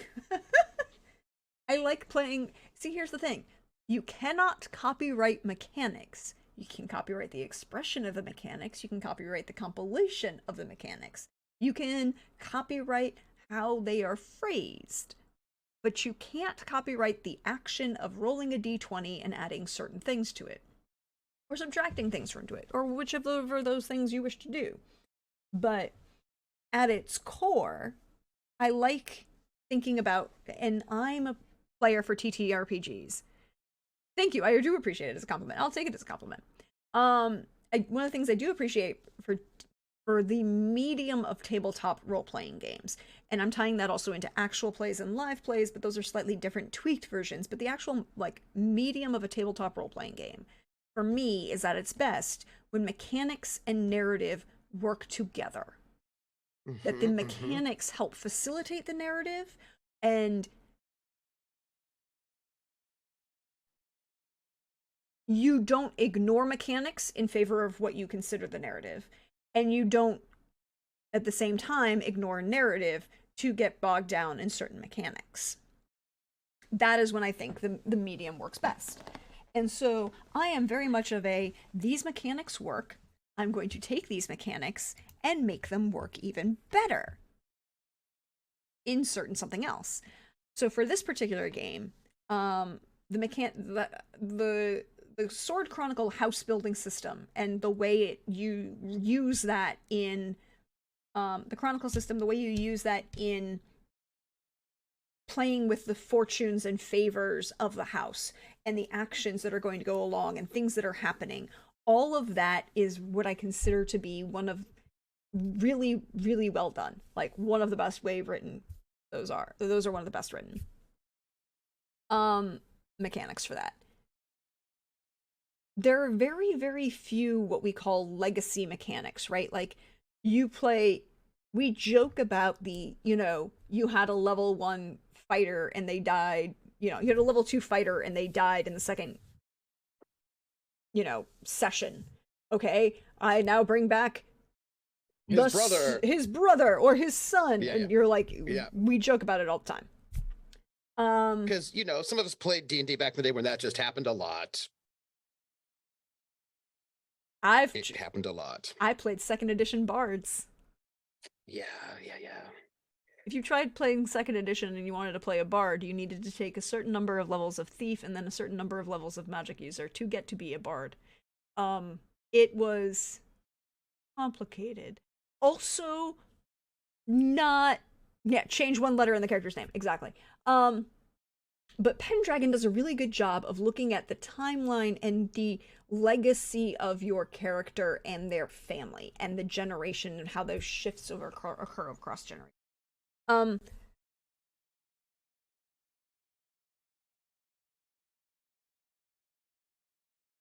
that was first. Thank you. Bards were base class. Thank you, Krellin. I misspoke. Wow, it's a day, right? It's Thursday. I haven't had any caffeine yet, y'all. Well, that's not really true. I had some green tea, but that doesn't really count as caffeine. Yes, thank you, Krellin, for the correction. Yes, it was 1st edition, not 2nd edition, where you had to play certain numbers of thief and then certain numbers of, not rogue, thief, and then certain levels of magic user. But yes, you're correct. Bard class comes in 2nd edition. I then spent almost all of 2nd edition hanging out in Greyhawk and Ravenloft because they're legitimately my favorite setting. But with this, I'm taking things and we're looking at particular periods of time within this family structure and dynamic and shifting family fortunes, but on a smaller scale, which I like.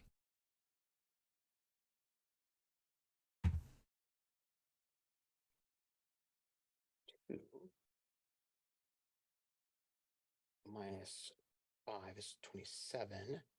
See, that's right there. That was a mistake I made. I was like, there's bad math right there in the old school.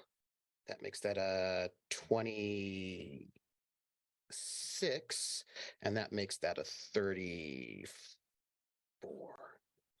It's off by 1. I was like, I'm so glad I'm doing my reverse math because then I caught a math error, and I was like, oh, hold on. Okay, there you go. I did it. But look, you're almost done. I'm almost done, and I'm very excited about what's emerging from this in the backwards, and I just want you to know it. 26. Now, I have a question for you. Yep. You have done a number of games in a number of different styles. Mm-hmm. What would you say is your current sort of favorite space? Of the work that you've done. What do you mean? In terms of not necessarily the game itself, but in terms of the the the mechanical creativity of what you've done so far. Do you know what I mean? And this can be either things that you've published or things that you've just run that but haven't published yet.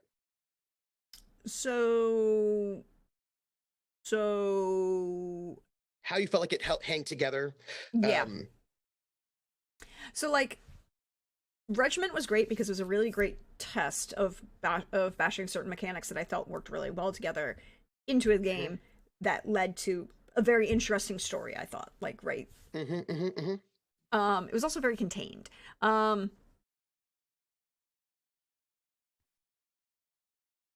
yeah, Unstable Dios is pointing out that this is a spreadsheet. You could just have it do it if you wanted it to. No, because I want it to look a certain way, and then it won't look a certain way because I'm mixing numbers and not numbers. So then it's not going to fit. Just saying.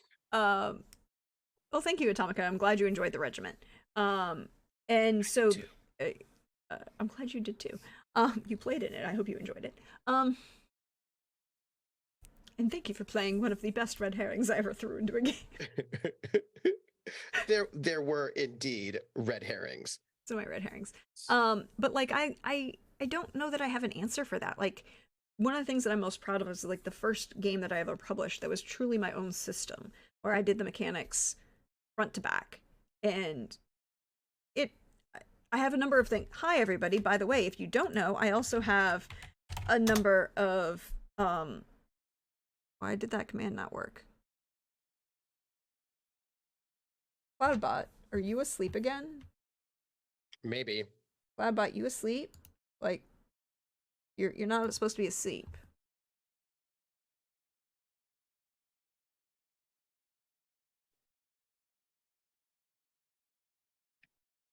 Uh, Yes, somebody please stop turning off the Cloudbot. Oh, the YouTube command failed as well? Thank you, Unstable Dios. That works. Okay, so now the YouTube command is up there. Why is that there?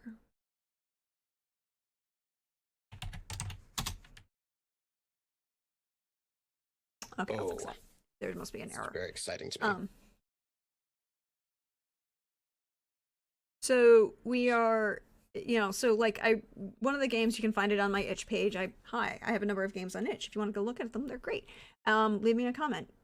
It'd be great. Also, hey, by the way, if you didn't know, reviews on itch don't get shared unless you make it a thread under the Oh, yeah. So only the person that created the game sees it and no one else. interesting. Yep. Um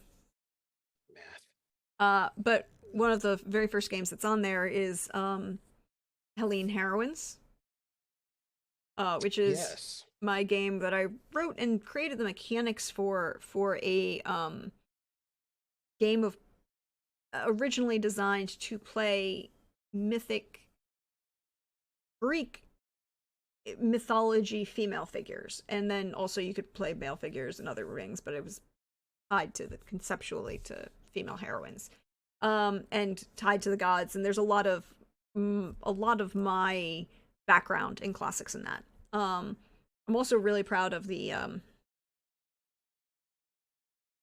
setting I created for Firebrands. Mm-hmm, mm-hmm, mm-hmm, And the, like I love all the games that I've created and run. This is going to be really, I hope it'll be really enjoyable and people will appreciate. I'm also really hoping that people enjoy what the other game that I'm currently working on, which is the Fae game. Oh, which have you spoiled that for them?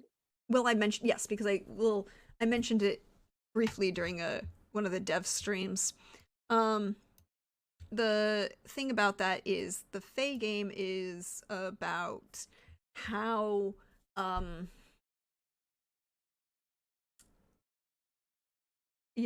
trying to be balanced between the summer and winter court, basically.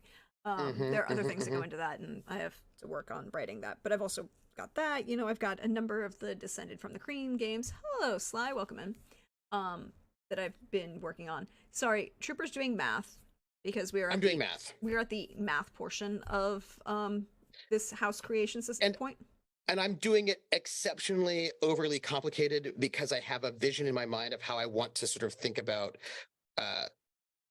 what these things mean. Like that's where, as a number of people pointed out, if it wasn't complicated, it wouldn't be true.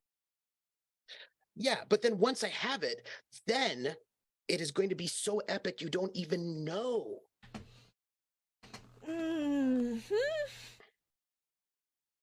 Yeah, I know what I'm thinking about, and I'm almost done. But I'm seeing it happen, and as I'm seeing it emerge, I'm thinking to myself, "Oh my goodness, what? Oh my!" And then I'll tell you about it. But I can't tell you about it yet. But I'm almost there. I'm working on magic, and then I can tell you. Ooh, okay. Now, do you have games? What games do you have? The regiment mix is not yet up on itch. No, I've never actually sat and, well, I should do that. But that's the big thing about that is the regiment is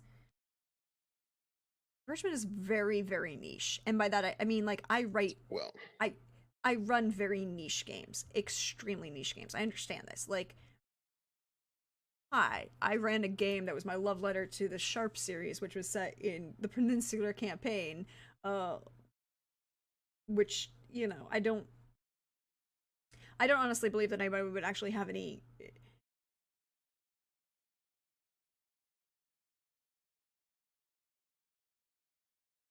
Or we think it's not so. But like, I recognize that not everyone would want to. There's not really a market for that one.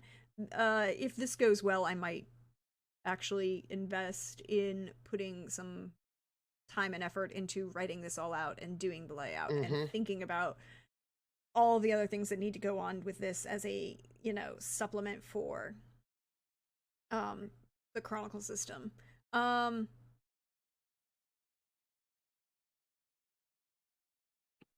found 2 math errors in my original calculations, and now I'm more proper. I'm very excited. I'm very happy for you. Thank you. Glad I did it. Insert row above. And now I can delete these rows. It's too bad not everyone can see the ridiculous that is the spreadsheet, but that's fine. Yeah, I mean, like, I could just put it over your face if you really wanted. Here, okay, so here.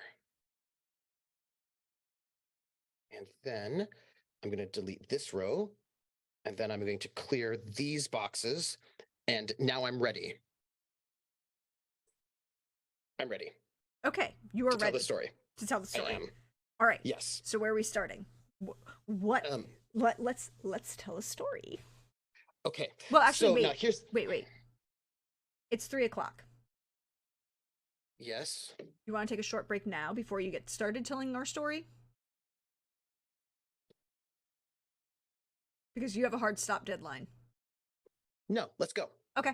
I don't think it'll take forever to tell the story. Look, it's us. You could put this over my face, though. Okay. You could. I could put that over your face. I might put that over your face. I might. Because I want them to see it. I might put that a little bit over your face. Keep talking. Keep talking. Okay. So I've now reverse engineered it. And so I can tell you where the family was at when they started.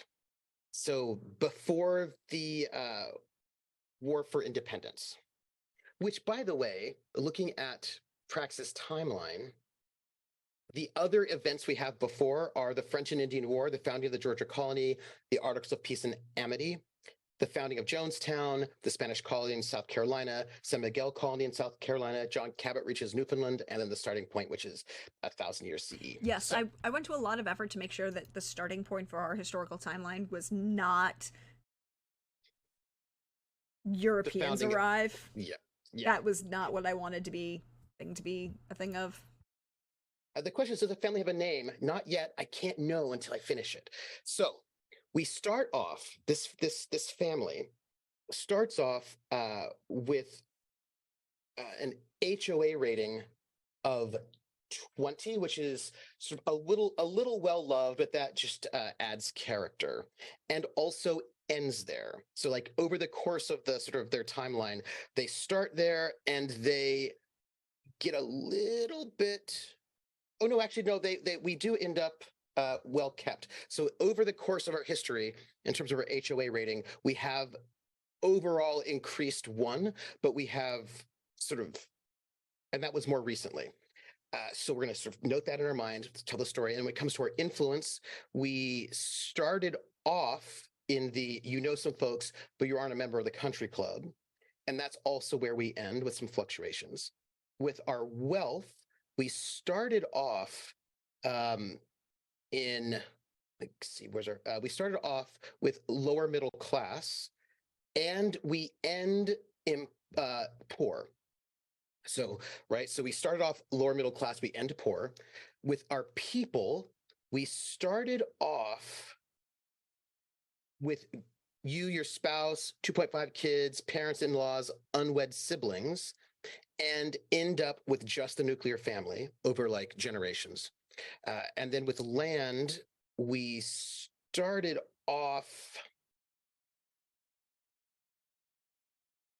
with a house, some land in the country, but keeping an eye on those balloon payments, but ending up with your owning your own house and a small storefront in town. And land Right. in the country. It apparently didn't copy over correctly. I'll fix it. And land in the country.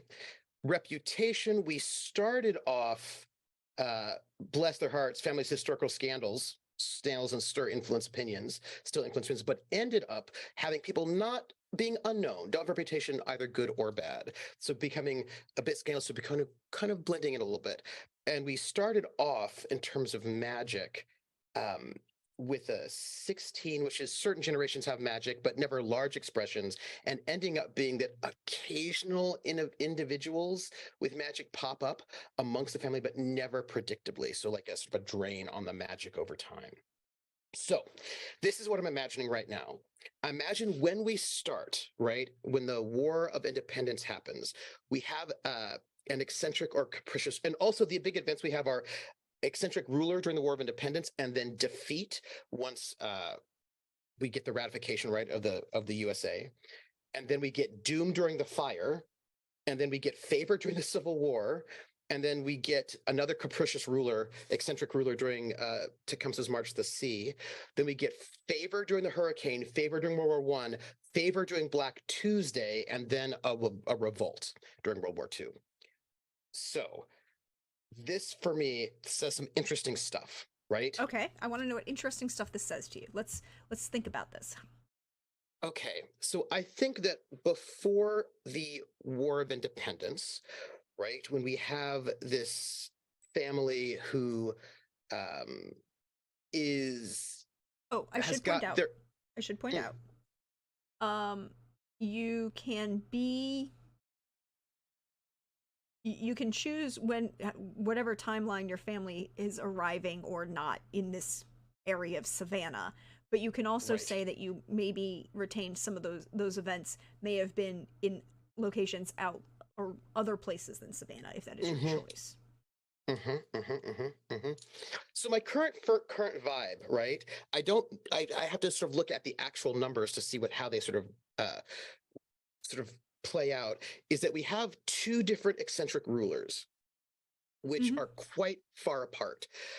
I think, in my mind, that those eccentric rulers are people who have the sight, right? So that every once in a while, it sort of pops up. Quite rarely, we have somebody who has some kind of okay, sort of like divination, you know what I mean? Like some kind of like sort of magic, sort of crops up for them in some sort of a way, or they follow through with it. So there's something kind of prophetic, right, that sort of happens we get these sort of prophetic rulers. Because again, our magic is sort of somewhat uh, uh, Unpredictable. unpredictable, although it was a bit more predictable in the beginning. And so I think we have these sort of like we have rarely, but it sort of crops up. Some of the people who are running the family have this sort of prophetic sight, perhaps, but that prophetic sight might be. It's probably not great to have prophetic sight in certain ways, right? Maybe it's hard to understand what it means, and so we get these sort of perhaps So, dynamic rulers so I have a whose question. sight is, yeah, So I have a question. yes. Based on this, you know what? I'm gonna get rid of this for a second, or not get rid of, but hide it for a second. So you say that you started with more magic and then it's become even less and less predictable. Is this a case of perhaps someone might claim that families started marrying more and more of those humans that have no abilities, and the blood diluting? We never really started very strong in the first place, you know. Hmm, true. We also started pretty weak. So I'm thinking that they are not. I'm thinking, where was it? Hold on. So in the character options, Mhm. right? Character options in your which I spent a lot of time then refining in a lot of lore points. But yes, character options. So there's like Fae, Celestials, Greater Undead, Shifters, Magicals, and Human. I think that they're human, and I think that Humans can't do any magic. um, let's see. Oh no, They can well do. you can, but technically the Are- you can choose it Go as on. an individual, but most all the you don't get to do any magic are humans, which is why I made the distinction between magicals as in magic users and humans. Right. So then I think that would mean that they were probably magicals, but people who have magic, right, are very rare within that space, right? So they're like, Yeah, because I think you can pull. I think you could. Here, let me rephrase that. As a character who is a human who wishes to play human, um, can have can have um no, because the benefits, right? Like all of the sorceress benefits are all but humans. So you can't like yeah. You can't do magic if you're human, but at the same time you as a character could have been had a family that's intermingled with humans at certain points, which could be, like magic users or shifters or even, yeah. fae But for now whatever reason. I imagine witches and warlocks are also human. They're just not the category human. Yeah, they're just not the category human. Yeah, yeah, Exactly. yeah. Yeah, So yeah. I suppose Well, that means, everything under magic user, which by the way yeah. is the subclasses for sub distinctions for magical users are witches, warlocks, mages, druids, sorcerers, onmyoji, and then the shamanistic traditions, right? And I Hmm. thought that was a Hmm. really kind of good because it kind of conceives of the different ways across cultures that people have conceived of practicing magics. Hmm. So I'm thinking that they were the family are magicals, right? Hmm. Which means that whether or not you have the gift comes and goes. Yeah, and then there might other Um, be individuals that are part of the family that are just human. right. I imagine most of them are actually, Yeah, right? I just the imagine, pure population numbers are human yeah. is. Yeah, considering that it just pops up every couple of generations, right, at Mhm. this point in time. And I imagine in the past, right, we might have had a few more people with the sight and the gift, but maybe they didn't. Well, so, okay, so, right, Mhm. we get this eccentric ruler who has the gift, and this is during the War of Independence. I think that this family, if we get defeat during the founding of the USA, I feel like they were probably, Loyalists? yes, right? I think they're probably loyalists. So we have this eccentric ruler, and during this reign, they lose HOA rating, they lose influence, they lose land, they lose reputation, they lose magic, but they gain wealth. So I think that during the War for Independence, what ends up happening, and this, by the way, takes us down in terms of big moves. The only big moves that happen is that we drop down an uh, an influence category, right? So we started off at the influence category of some folks to debutantes talked about you once. So I think that we were loyalists in this. We were sort of like during the War for Independence, we were loyalists, and because we were probably sitting things out. Right. I think that's part of what's happening, right? We're sitting things out during the War for Independence, sort of being a little bit like it's only like a +1 to our wealth. It doesn't do too much, but maybe a slight making money, like very minor war profiteering, right? Just very, very minor, which gives us a minor ding to our reputation. Well, I mean, But consider what was going on during that period. You have um, you have the support that a lot of the southern states are giving to England, both for yeah, ties of reasons to be loyalist, but also England is the number one purchaser of cotton. yeah, And the northern states haven't industrialized to the point that they're buying southern yeah, cotton yet yeah, in large quantities. So there's economic reasons why the southern colonies yeah, prefer we're staying. yeah. And I think that I think because we don't have like huge bonuses, I don't think that they went like how do I put this? Massively huge successful war profiteering because the numbers would look different, but it's more a bit more of a sort of light, sort of like in the background support that's just enough to give you a ding to reputation. But like when the war ends, like you are sort of diminished a bit, right? Because you weren't really fighting for the winning side.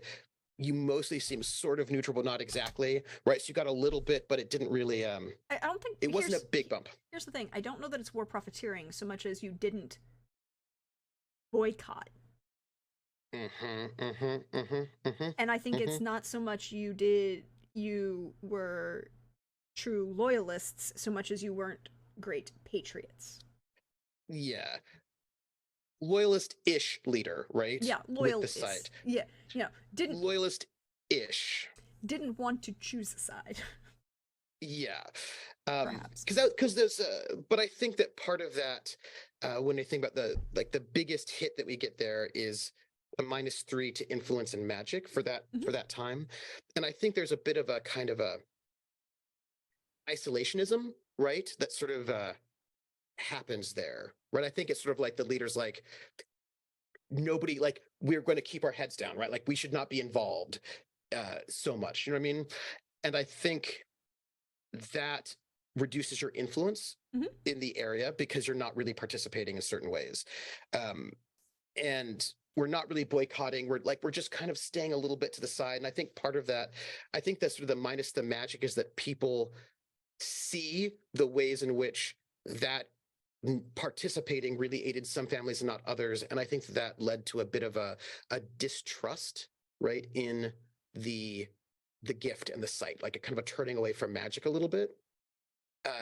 Not a lot yet, because I think we have these people who have the gift, the site, and they will. And I think there's practices that you have to teach, right? There are practices you have to teach in order to be able to access your magical abilities.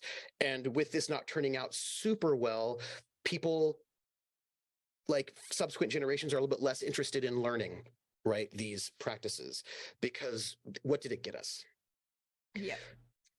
Then with the founder of the USA, we have defeat.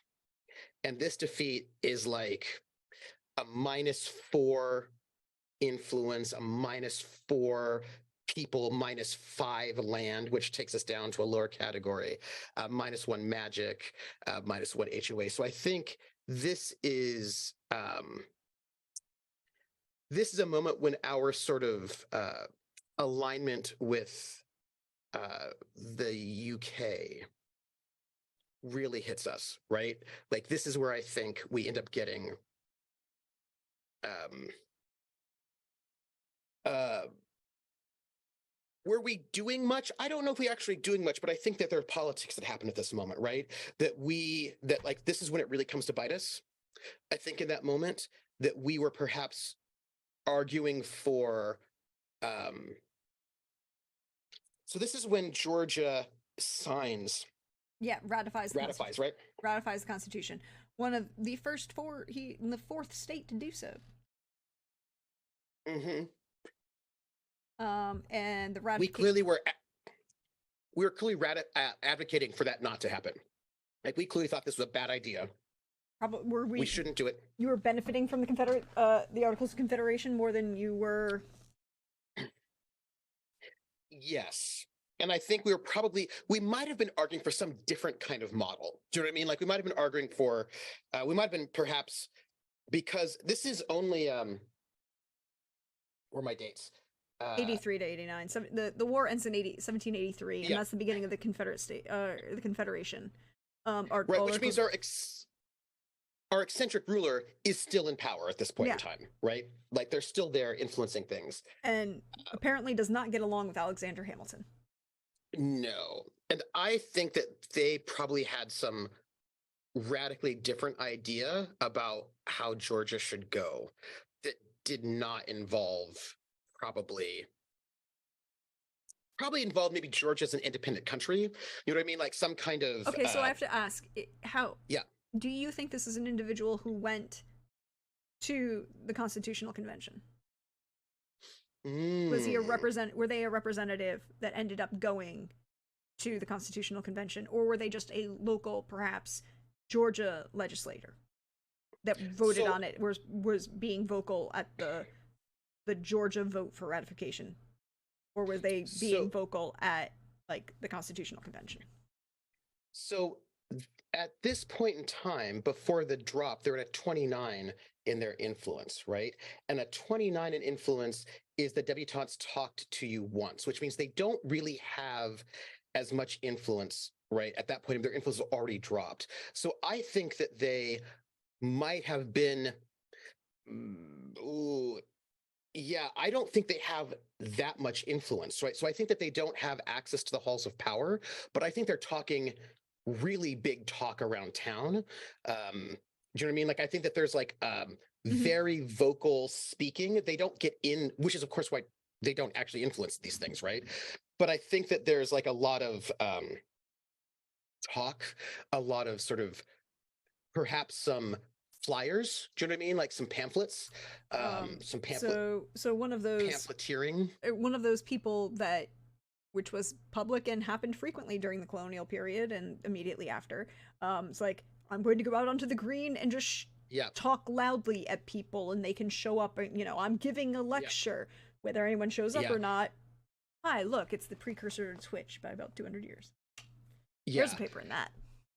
Yeah, and I think that there's some pamphleting that happens, and I think this is actually, because we get bigger losses here, I think this is a bit more aggressive, right? I think that our eccentric ruler, who has the site, has some visions, right, of like really bad things happening in the future, fires, wars, like destruction. Like this is not the way we should go, right? We should definitely not join in this thing. And so I think that there's some really like aggressive pamphleteering discussions, right? Like really stirring up some folks in some ways, right? They're not in the halls of power, right? And I think that there is a backlash, because our big thing is we lose land, which drops us down a category. We turn further away from magic a little bit. We lose people. We're not dropping our category, but we lose people and we lose influence also. So, and a little bit of wealth that we had gained, and a little bit. So I think that what ends up happening is that it's pretty, like, I think a little bit firebrandy, you know what I mean? A little pamphleteering, a little outside of those halls of power, maybe also saying some things about the prophecies out loud, right? In that very eccentric way. And I think that what ends up happening is that we get land seized. Some people die in some clashes, right? There's some clashes. We further lose influence, right? Like there's like a further turning away from magical practices because of this eccentric leader. I imagine our eccentric leader is probably seeing some kind of mishmash of like the Savannah Fire and Sherman's March to the Sea Civil War stuff, but like it's unclear and vague what that is. It's just like there's be fire, there's destruction, there's like, this is not a thing you want to get involved in. And I think that those things and I think some of the family are like, yeah, we stand by you, and then they get killed, right? They get shot. There's like, and then some land gets seized, and so some of our space gets taken, and so that we get very diminished, right, in that moment, or like we're more heavily diminished in that moment because of our sort of sticking by this ruler that we had, this family head who was talking loud, and I think that the big loudness of the talking has an impact on that family for a while. Mm-hmm. Right, the kind of wanting to be more directly, like this was like a moment where they're very directly involved in politics. Like they didn't actually get into the convention in either way, but I think that I imagine they actually were pamphleteering.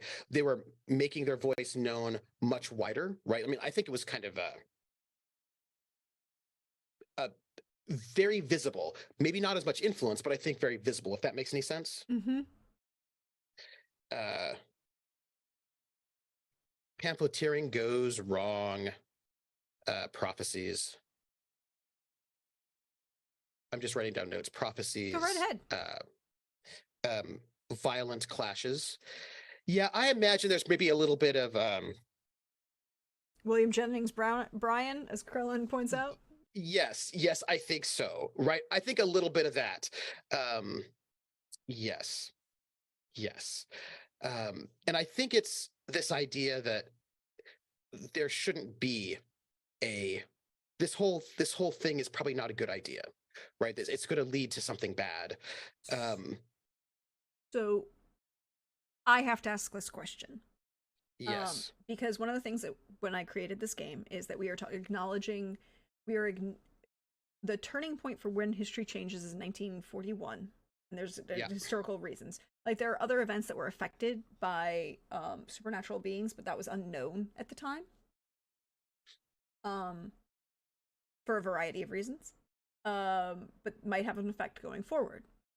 So this firebrand kind of individual that's talking about fire coming, and possibly the Savannah Fire and excuse me, and or the burning of Georgia.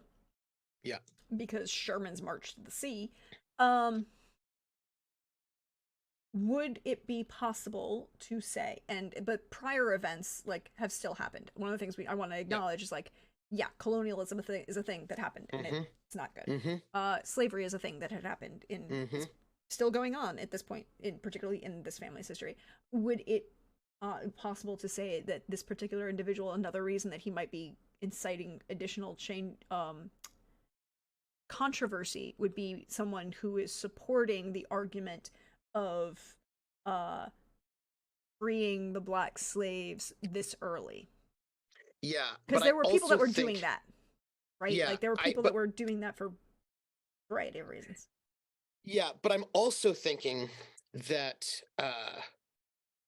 because we have not yet had at this point in time, right, the ejection of the indigenous people from these areas. And right? technically, the Cherokee are the ones that will be, but in this section of Georgia, the Creek Indians don't ever actually leave. And actually, there's a treaty that's still technically valid in Savannah between the Creek Indian population, Muskegee Creek Indian specifically. And actually, that's one of the events that's mentioned in, or it is, I didn't actually put it in here, but when James Oglethorpe, there's an individual that I make notes of in my notes, because it's actually, it's in the lore. It's in the lore notes. Going back to Creek tribal blessings, or there's a Creek tribal blessing or curse on Savannah that ties back to Tomochichi and the establishment of the city, hidden clauses in the peace treaty about certain supernaturals and them having to remain in the city to protect it, to keep it safe. And Tomochichi is a Creek Indian chieftain who actually arranges the treaty, and he had a small settlement in the location where Savannah is, um, and he arranges a treaty with James Oglethorpe to make a unified settlement, and basically they create their own like combined city at this point, which will become the city of Savannah. So it's so a combination of white settlers and Creek Indians. There's still a Creek Indian population in that section of Georgia. Um, and the phrase, the idiom that you may have heard if you live in the United States, particularly if you lived in the eastern seaboard of the United States, you may have heard at some point in your life is the phrase "God willing and the creek don't rise." Mm. Isn't about a body of water. Mm-hmm. It's about the Creek Indian Nation. Mm-hmm. Mm-hmm. Mm-hmm. So there, and I honestly have to be 100% honest and say that the individual intricacies of ongoing tribal tensions in that section of Georgia, I don't know enough about. There are some great resources. People should go look them up. But the Cherokee Trail of Tears will be Andrew Jackson. Yes, that's Jackson. So that's later. But so which means we have I am looking for I'm doing my Googling right now Mm-hmm. as we speak. Oh, I should Because give you. because I think there might be something interesting here about, especially we're thinking about uh, land and advocacy, right? So this you have the Apalachicola. Mm-hmm. Is another one of Yeah, the yeah. and So let's see. and that's another reason why one of the the earlier events, particularly when I like the Articles of Peace and Amity, which is technically Mm-hmm, occurring in Maryland, but it's a treaty that is tied to the 12 of the Algonquin nations. So mm-hmm. the just spread of trade up and down the eastern seaboard would have talked about this event among, and it would be an influence to the people that were there, Mm-hmm. and for people that were not there on either wherever. So Unstable Dios is saying, unless memory serves, slavery wasn't as Mm-hmm. profitable in the South at this time because cotton gin hadn't been invented yet. Yes and no, right? Like It was still profitable it was still because free profitable. labor is always profitable. It was still profitable because free labor was profitable. Yeah. Cotton wasn't necessarily as profitable, but there were Yeah. other crops like Yeah. tobacco And also construction, and also right? Like I was yeah, I was really, when I was over in Georgia, I was at this national park, and there was like a mill, right? A bunch of buildings that were just constructed by enslaved people, and then they just did a lot of milling, like wood, lumber, like a lot of construction in various ways. paper the paper mills Yeah, kind of become a big yeah. thing because there's a large sections of Georgia which are pine tree farms, which basically just become um and so slavery, what we consider large scale plant, what you envision, because Hollywood has told you, is large scale plantation slavery tied to cotton picking and all of that, which yes existed, but yes, cotton wasn't the profitable crop, but it was also a rotating crop, right? Like there's the Alabama song, everybody picked the cotton but nobody got rich, because Mm-hmm, mm-hmm. cotton is a heavily labor intensive crop. Even today it is Yeah, extremely yeah. labor intensive. um but Mm-hmm. there are individuals, particularly beginning at this point during the post-revolution period, or just before the revolution and into the post-revolution period, which are advocating for abolition, and they're the people that will be the cause of the what will be in the next 5 years after the ratification, the law to end the Atlantic slave trade, which so having this capricious or eccentric leader looking at visions of fire coming down the line and seeing destruction and being like, oh, Mm-hmm. perhaps we should advocate for, particularly if they're advocating for that causes death, loss of money and loss of land, if they're Yeah. advocating for an overhaul of system, like perhaps we get rid of Hmm. the slaves. Hmm. um But now, if I'm looking at this, if they were part of the Muskogee Confederacy, mhm. because it looks like a number, where were they? Uh, this whole in this area, but it looks like so many Muskogee Creek leaders, due to intermarriage, have British names, Yes, right? And then it also looks like that the goes back to Upper the treaty Creek, with that goes back to the treaty with yep, Tomochichi. Yeah. yeah, and a number of them sided with the British Mhm. uh, during the American Revolution. So it makes sense to me that we probably have this family is one of these sort of mixed families of Muskogee British folks, right? Mhm. Who were then part of this side and are probably because we haven't lost a bunch of things have not been sort of Mhm. ejected in various ways, right? So the it's still considered pre-removal. So I imagine you've got some perhaps really interesting. Oh, and also the Muskegee are follow matrilineal. So I think there's a lot of perhaps They are different at the yeah under the Muskegee. customs of the Muskegee Yeah, matrilineal society. they're matrilineal and Yeah, matrilocal.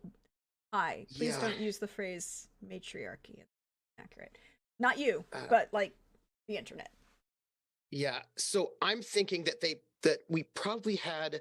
I'm thinking we had a woman who is this person, right? Who is mixed Muskegee British, who um, probably has um, this. Let's say this is the offspring of mixed marriages who occupied a different position in the economy of the Deep South than did most Creeks and Seminoles. They worked as traders and factors. By virtue of their ancestry and upbringing, they had greater cultural, social, linguistic, and geographic ties to the colonial settlements, traveling periodically to Pensacola and the Georgia Trading Post. This is early, right? So I'm thinking that probably she was advocating for some pretty radical um, shifts in society that would probably involve Georgia itself being not like being an independent country, and that independent country having different rules for women, enslaved people, indigenous people, like, and probably economically as well. You know, I mean, if we're thinking about like how are we sort of working, like I just got a different model of how these things are going to work together, and that probably was not. It's probably exciting for some people, but maybe not exciting for other people. Probably. Is what I'm thinking, right? Um, let's see. The next year, an Upper Creek war party trying to relieve the British garrison at Savannah was this during the yeah okay during the Revolutionary War. We had some fighting in Savannah with some folks, Yep. and those being routed by the Continental Army. So I feel like that we were during that war, right? Yes, that's how I'm feeling. I feel like there was probably a little bit of fighting for the British, and of course that is kind of complicated, right? Yeah. Um, and let me say some flashes. Let's see, some fighting for the British, right? Upper Creek, or aligned with the Upper Creek fighting for the British, Yeah, who I think got that's more routed. accurate because you don't actually Yeah, fight for the British. yeah. Uh, aligned with the Upper Creek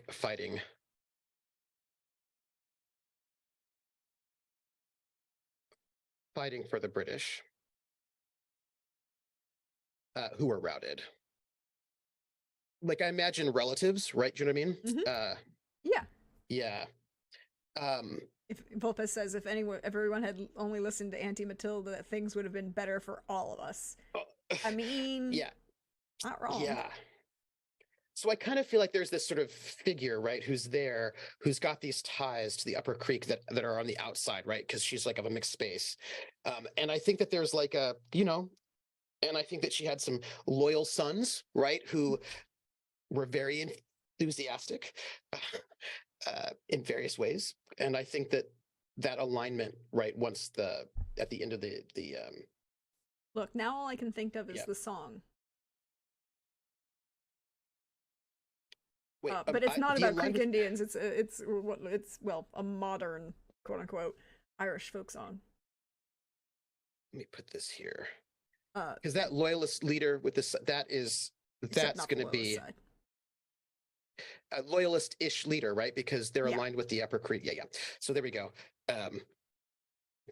Because yeah, I was thinking about that routing of in Savannah, because that's in Savannah. So that makes sense to me, right? That they're sort of connected to these folks who an Upper Creek war party trying to relieve the British garrison at Savannah was routed by the Continental Army troops under General Mad Anthony Wayne. And I imagine that they were, related to A number of people. and yeah, in that space. Yes. Okay, okay. Then we have so it says after the war ended in 1783, the Muskogee learned that Britain had ceded their lands to the now independent United States. Ouch. Um, great for you. Do you know what I mean? Yeah, Like that it's like seems I'm sorry. I I have certain opinions of my base opinion is like English bad. Also, don't trust the English ever. let's see. Yeah, so I think that basically like there was like a lot of that was that first one, right? Mm-hmm. That first loyalist one was in the War for Independence, right? They were basically I think actually they were fighting, right? I think they were fighting. They were part of that fighting for the that group that was fighting for the British. Um, and then of course they lost their land. That's awful because the British were like, "Here, here you go." Oh, we need to give concessions to these people that we are leaving and, not Mhm, forcing concessions. Like, okay, fine, we're going to give you land that isn't ours because mhm, England. Hi. mhm. Um, Yep. must go. Savannah has the oldest Jewish cemetery in the south, in the country, or Mhm, in the mhm. south. Not the oldest in the country; it's the second oldest in the country, but it's the oldest in the south.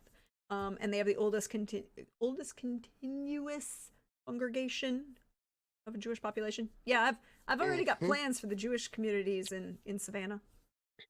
So we had this sort of like more aligned with the Muskogee, right? And then losing things there from the War of Independence, and then we get this like this our firebrand being like we cannot right join.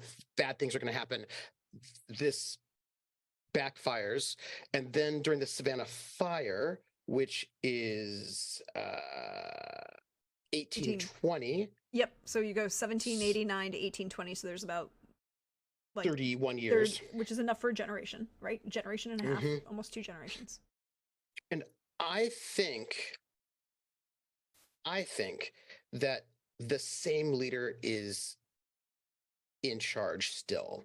And I think she's very old, but I think that she is still in charge of the family Okay, well, when because you start? She starts in 17. Well, I mean, like, uh, if 17 1780s, right? The War for Independence ends in 1783. mhm. So like if we're looking at like 1780, right? If she's like born in like let's say 1760 by the Okay, so Savannah she's Fire, 40. So then she'd be 40. She's born in 1760. she was 60, Yeah, she's 60 which means she could be 1800, and then no, no, yeah, no, 80, right? she's 80. Yes. Wait, no, wait. We're saying she's No, no, born in she's born in 17. 1760, She's born in 1760. She's 40 in 1800. which makes her 60 at the fire, Yep. which means we can bump her age back to 1750, Yeah. which makes her 70. Hmm. So I'm if gonna need she her were, name, by the way. I will find it. We So will she we will figure was, this out. I understand that this is going to be an ongoing thing, and this is just the step one of Trooper building this house and everything. But I will need that name eventually. yeah, so she was born in 1750, which makes her 30, right? Like near Hmm. the end of the War for Independence. So that makes her 70 when the fire Yep, happens, in 1820. right? And she dies in the fire, That makes sense. Okay, she died in the fire. right? This is our doom, right? Because she's like a really important person, and she dies in the fire, and that's when we get a big, massive hit, Hmm. right, into our magic again. So we lose that connection. We also lose our reputation by 7. That's a big drop for us. We lose land again by we go back down like And -6, like your biggest drop in wealth happens that time. Yeah. So I think that that fire, it just not only kills our matriarch, but it destroys it destroys. I imagine we had, if they said that traders and factors, which means I imagine we probably had sort of like a like trading uh Like riverboat, yeah, particularly trade up the Savannah River, trade yeah, further inland to Atlanta and Macon, and then further up to yeah, the. Well, you could have even gone up to South Carolina because in Charleston yeah. is actually closer than Charleston. Yeah. Um, We were probably traders, right? mhm. And so traders and factors, and I think that that just destroyed land, stock, goods, our matriarch.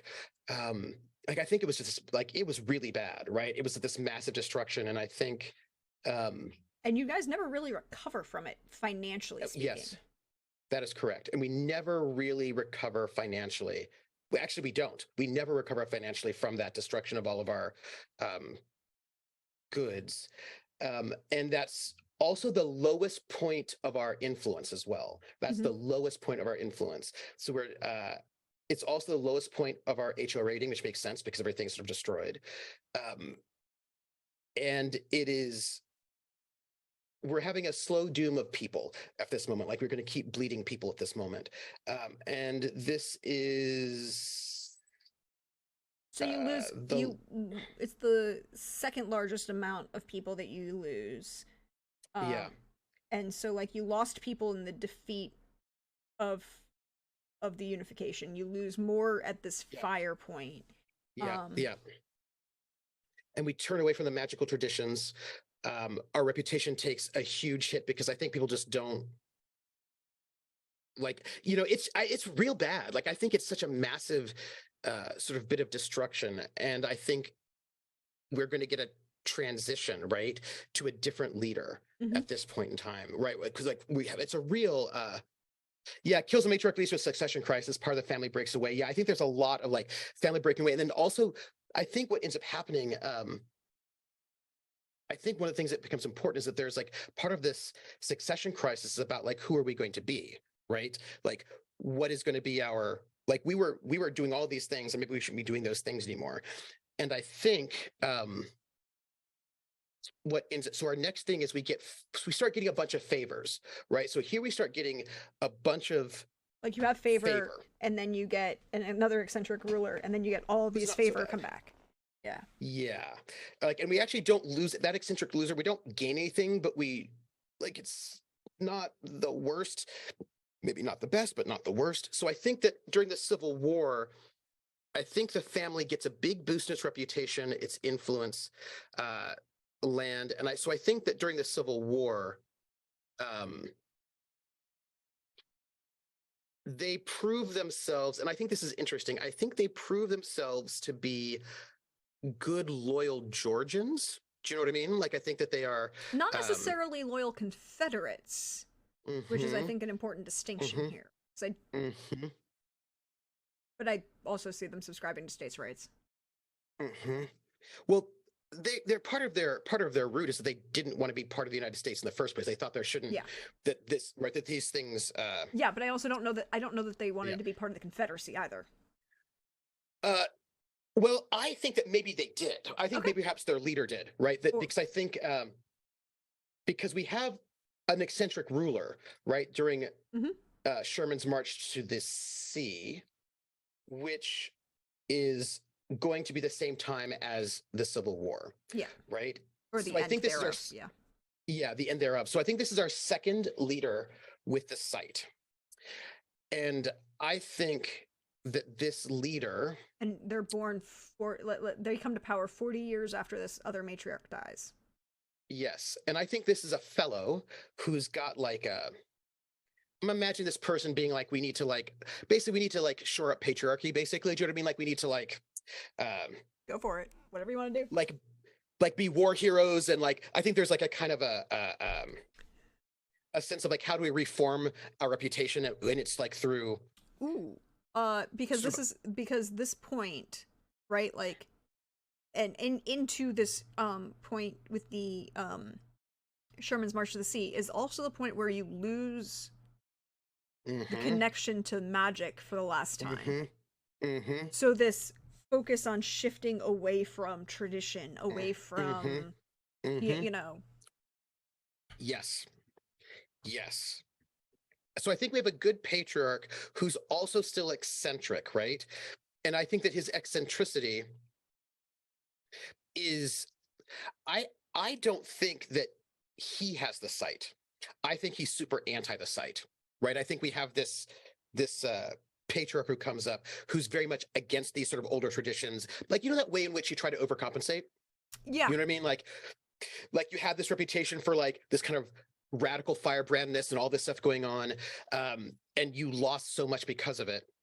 And so I think that this patriarch is like, no, right? Like I think it's like kind of like a this is like somebody who's probably really religious, right? In a kind of a uh, Oh, is fire and he okay? brimstone sort of a way. Oh, is are they Pentecostal or Baptist? Well, Pentecostal's not invented yet, so you This can't is be well, Pentecostal. no, It's 1765. it's the Pentecost happens at the Azusa Street revival in like Oh yeah, 19 yeah, in yeah. Los Sorry, sorry, Angeles in sorry, sorry. 19 Not Pentecost. 19 Or excuse me, more accurately, are they Church of Christ or Baptist? And let's see, because we're talking about when is the second great awakening? Let me see, because Second this Great is like a Awakening is 1773, 74, or 1873, 74. Right? or is that the first one? Pentecostal happens in 1905. See, Hawkeye remembers. Yeah, yeah. It's yeah. Pentecostal was happens. It's Los Angeles. It's which I think is pretty exciting, um, because we always think about it as being Southern, but it It's was a whole. oh, So it was, and it was one of the first integrated churches, mhm. and It's why that's I I will blame a lot of other people for stealing other people's music, but Elvis is not one of them. no, we could yes. He comes from a different. He's not He's Pat a Boone. part of the integrated church. He's a very Yeah, different. yeah. So we're talking about the holiness movement, but the holiness movement, ooh, it's gonna sort of hit. What are we looking at? I think we could probably, yeah, the Second Great Awakening is 1790 to 1840. So we're a little bit past that, but he could have been influenced by it. Yeah, let's say So I he's. think he could I an mean, if you're early sort of a Wesleyan Methodist, right? So a Wesleyan, full Methodist, or well, because no, that's the because that holiness movement. is like because I wouldn't say he's a I wouldn't say that he's a Wesleyan Methodist because then he's not being like what you're talking about, right? Like that Wesleyan Methodist is promoting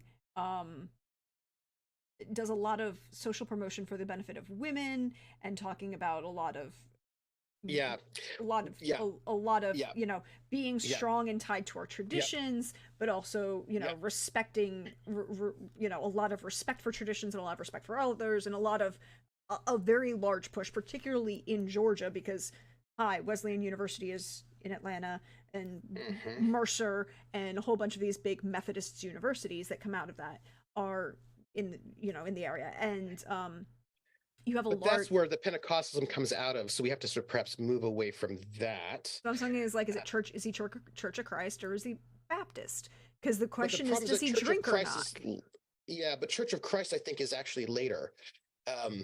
Because this is, let me see, what's we got here? So we're looking at what, the 1860s. Mm, Church of Christ in God. no, it's church.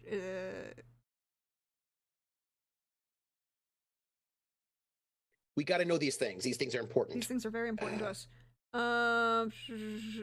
Have the restoration assemblies. movement. Hmm. No, Church of Christ is just full on restoration. Members of the Church of Christ do not conceive themselves as a new church started near the idea that they were members of the new church started in the beginning of the 19th century. So yeah, so Yeah, early, yeah, and then Church of Christ leads into the Pentecost. yeah, You know, yeah, yeah, yeah. Church of Christ and God is a different denomination. Yeah, I'm talking old-fashioned, which is also occasionally referred to as Church of Christ scientists or whatever. Mm-hmm. Mm-hmm. Um, but it is like, because you could also have the Catholic, like, who are the big players in Savannah? You're gonna have the Catholics, you're gonna have the Baptists, you're gonna have the Methodists, but I don't think, and the Jewish population, and then the Assemblies of God. But you're not gonna have the Assemblies of God yet. I don't see that this individual is playing to the Methodist, particularly the Wesleyan Methodist, particularly the way you have described them to me. Playing to the Wesleyan Methodist ideology of like, happy home life is great, women are great, we need to Yeah. Yeah. Your mother is the best thing in the world, you should honor her as the Yes. greatest thing in the world. Yes. Which is not wrong. There are some other issues I have with Wesleyan Methodist, but that one's not one of them. The Probably we're probably talking about a Baptist, but we'd have to get the right moment, right? Because you'd need because the reason I ask is, do they drink or not? It's going to be an important point. Right? Like, are they members of the teetotalers? So I'm feeling like we're probably looking at part of the Southern Baptist Convention, right? And yeah, they're probably part of the Anti-Geek. They're Protestants in this, particularly in the Deep South. All of these groups, except for the Catholics, are Protestants. The distinction is what type of Protestants they are. Now, you could be a Presbyterian, which is another option, because there are Presbyterians. And I could see it. But again, the Methodists and the Scots Presbyterians, particularly, are a very distinct group of individuals. But they also are very much of the certain ideology. And then Church of Christ, and then the Southern Baptist Convention. I don't think he's leaning Anglican. No, I think we'll probably go with Southern Baptist, right? Because in that moment, they're probably going maybe to a couple revivals, but I think because we're looking at, let's see, what year are we looking at? Here's the thing: we're talking about some 1860s, right? Well, you're saying that this individual came in as this new during Sherman's March to the Sea, and right after during the Civil War. So that's 1865, right? Yeah. 1864, 1865. And then, so if he's, let's say, 30 at that point, right? Then was born in 1831, 1832, whatever, somewhere in there. Yeah. And he's old enough to have been extremely influenced by the Great Revivals of the 1840s. Yep. And of course, I'm looking at this, and the Southern Baptist Convention only had like 350,000 members in 1845, 650,000 in 1860, and it's 1.2 million in 1875, which would make him sort of an earlier part of this like growing moment. And I think that he's so looking at like they were sort of pro-Confederacy, sort of lost cause, like interracial marriage as an abomination, that kind of stuff. So I kind of feel like this is a lot of like self-loathing and reactionary sort of like overcompensation in this moment. Because here's the thing: this is the point where you'll lose the last point. You'll lose influence before you start gaining it again. I have a very honest question: does he change the family name? And does he avoid the connection to the Creek Indian? Yes, he does, right? So we're going to get like a family name change here, right? Absolutely. Yes, because this is when we get a big boost in reputation, right? Yeah, it's like you get a boost in reputation. This is the last time your influence will fall, but the influence will continue to go up. Or actually, everything goes down now because it's you had the inscription ruler, so your reputation goes down a little bit because there are probably still people who like remember this other matriarch and remember this other tie, and it's like, why are you giving up on your family? Yeah, like what are you doing, right? What are you doing? And I think, but then immediately the next time you come back is you get the your +4 in reputation, +5 in reputation, everything's going up. Yeah. So I think we get this brand new person who sort of comes in, good patriarch name change, right? Like, because, if he, Southern Baptist, avoiding connections to, like, hiding anything that's not white o' white.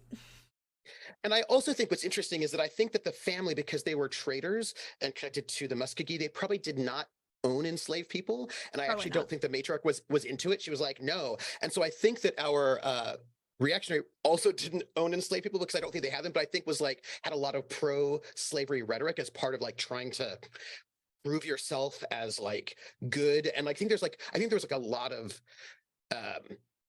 I think that's part of the eccentricity and capriciousness, right? A lot of like fairly extreme rhetoric and probably not pleasantness, right, in that space, but I think currying a lot of favors. And when Sherman marched through, I don't think it was that great, right? You know what I mean? Like, oh, because you were very vocal, right? But I think that they did really well in the Civil War, and they had their little setback during the Sherman because he was such a vocal and he also increases influence right in that moment. So I think I think this is like that figure. Do you know what I mean? Like I imagine like a painting Yes. of this guy. And here's the thing. One of the things because some people were asking about what kind of houses. Like, now, admittedly, right now, if you actually go and look at the plot map that we are using for this purpose is for a fully fictionalized account, you could find the houses that still exist. You can go on Google and find them. And they're all post-war bungalows and mill houses that are built. However, I'm telling people, and I'm going to tell everybody here, that we are changing that up because I want to kind of play with, property designs. And you had a large number of these subdivisions that were actually started earlier in the 30s that kind of were put on hold for various reasons, like the stock market crash. So you could have a wider variety of architecture that's going on. So I think, picture the portrait the family keeps, and you end up with when you come to your HOA, right? Like when it comes to your land, you end up owning, you're in the 30s, right? Yeah, you end up in the 34. So you end up with the house that you have in the subdivision, the land you own in the country, and like a small storefront, right? So would it not? So you have this painting. Probably it's like the painting that everybody, it's been saved, and it's probably still at the house. It was like left at the house in the country. We might come back to whether or not it got moved to the new house in the city. For a variety of reasons. But it's like that painting that's at the bottom of. You have a Barnabas Collins painting. Basically, we have a Barnabas Collins painting, right? I think so, and I think that there's and I don't know what the family thinks about this person now, right? Because this is like quite some time ago in certain ways, but also not in others. And I think that we've got these two really strong figures, right? Our two eccentric rulers are these really strong figures that loom over the family's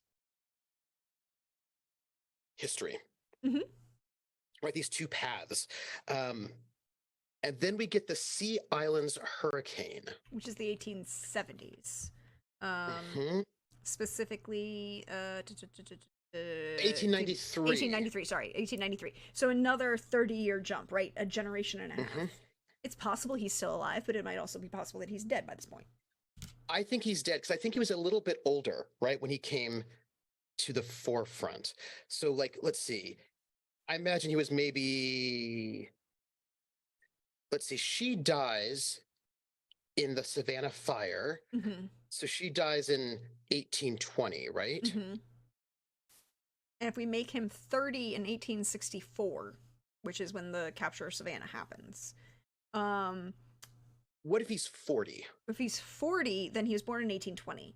And he would be 70 in the Sea Islands hurricane. So I think he should be a little bit older so he could have seen her, right? So if he's like... So if he was born 1800, he'd be 60 during the war.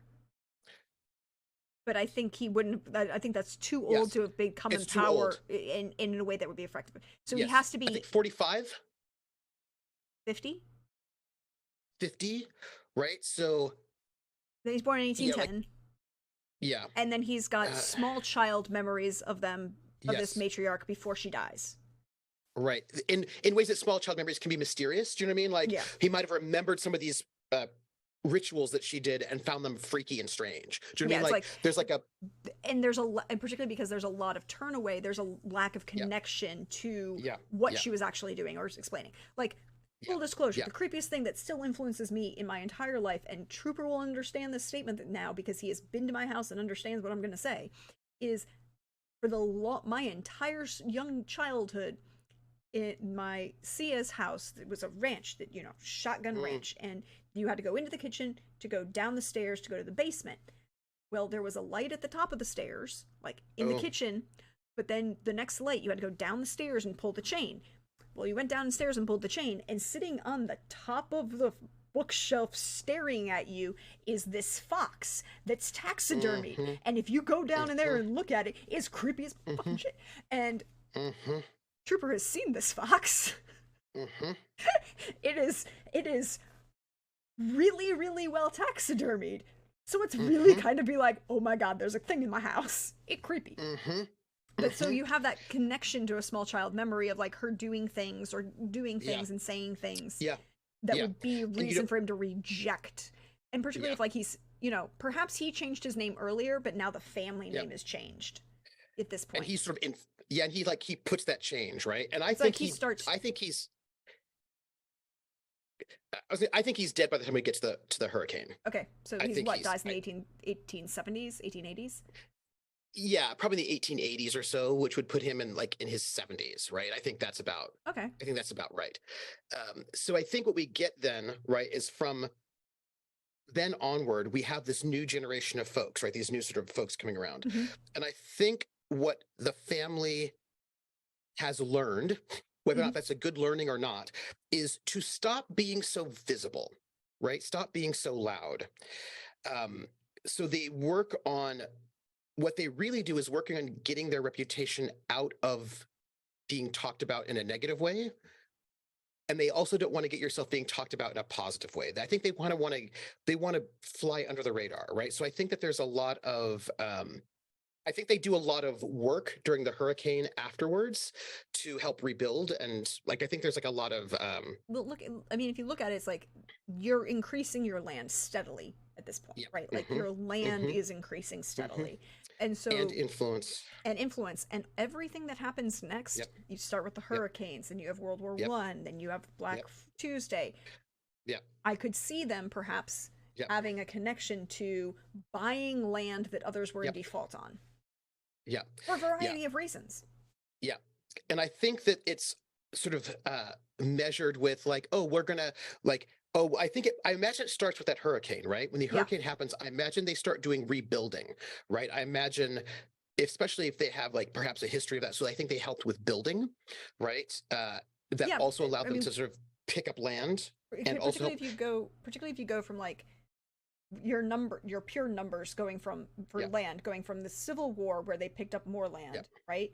yep, And then Sherman comes through and they lose some, yep, but then they pick back up that same amount yep, after the hurricane. So now you're like, okay, yep, land is where we want to be. We want to invest in yes, land. We want to be, because yep, you're not yes, making major changes in wealth, and actually you don't nope, change your wealth after the Savannah fire at all, but your mm-hmm, land, you invest mm-hmm, heavily in land. mm-hmm. And I imagine, and like and of course our HOA rating goes up as well, Yeah. right? Which I think, Is your power yeah, rating like yeah, because the HOA is, I'm using as the impetus for like, what do people yeah, perceive of you? How are you, not yeah, just your reputation or but like, yeah, yeah. So what I'm thinking is, and Hawkeye says maybe they have one of the more productive mills. Hurricane hits, people need lumber, and I think it's like I'm thinking there's something about building there, right? That there's that they had, right? They had perhaps some lumber, something like that. And when these destruction happens, there's a way in which they're able to help people out, which improves their reputation from being scandalous. But I think they basically help rebuild things and buy land as part of that process. yeah. Like, we can provide lumber. We're providing you some lumber. We're giving you some sort of. So I think because we have a shop, right? So I think that there's they probably Yeah, there's at this point. you have land in the country, you've got the city and Mhm. town, and you have retail space in town. Yeah, I imagine that we are some kind of. I mean, I'm thinking like I'm thinking construction, real estate, something like that being you know how like you know how like a real estate agent is not the person that you think about when you think about the rich houses, right? Yeah. But real estate agents know a lot of stuff, right? Like real estate agents are not necessarily without influence. They just may not be do you know what I mean? Like I think I'm thinking about like a subtle soft power is what I'm Yeah, thinking yeah. about. Like I'm thinking about um like influence in ways that are subtle, right? So I'm Like, thinking that perhaps go ahead. because like the thing is, like a real estate agent, like particularly a modern interpretation of real estate agent, Hmm. it's not the same. Is a little bit different than it was in um the the 19th century, right? Like Hmm.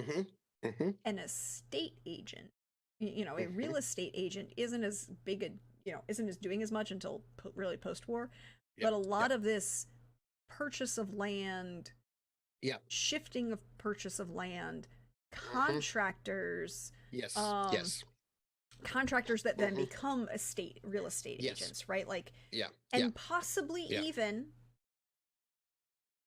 developers. Yeah. That's what I'm thinking. Right. Because I could see it going from, you have all of this land that you've invested in. Now you're almost at a point, or like, are you almost at that point where you want to start looking at development and start selling pieces of that land to increase your wealth? But so By the here's what I time you would get to say though. 1945, I mean. Well, so here's the thing. We have almost no wealth, right? Mm-hmm. So I think we're very poor. Um, Yeah. we're poor, but we've lost a lot of people. I think that happened in the war, actually. I think we had people who we lost people in the war. Yeah, And we took a big that pure numbers looks yeah, like that drop. It's like, yeah, yeah, you lost where you lose people is the fire, yeah, Tecumseh Sherman's March to the yeah, Sea, and then yeah, World War II. And so I think it's one of those, your population was affected by, you had a number of yeah, people, you had a much larger family, and then yeah. a number of people didn't come back from the war.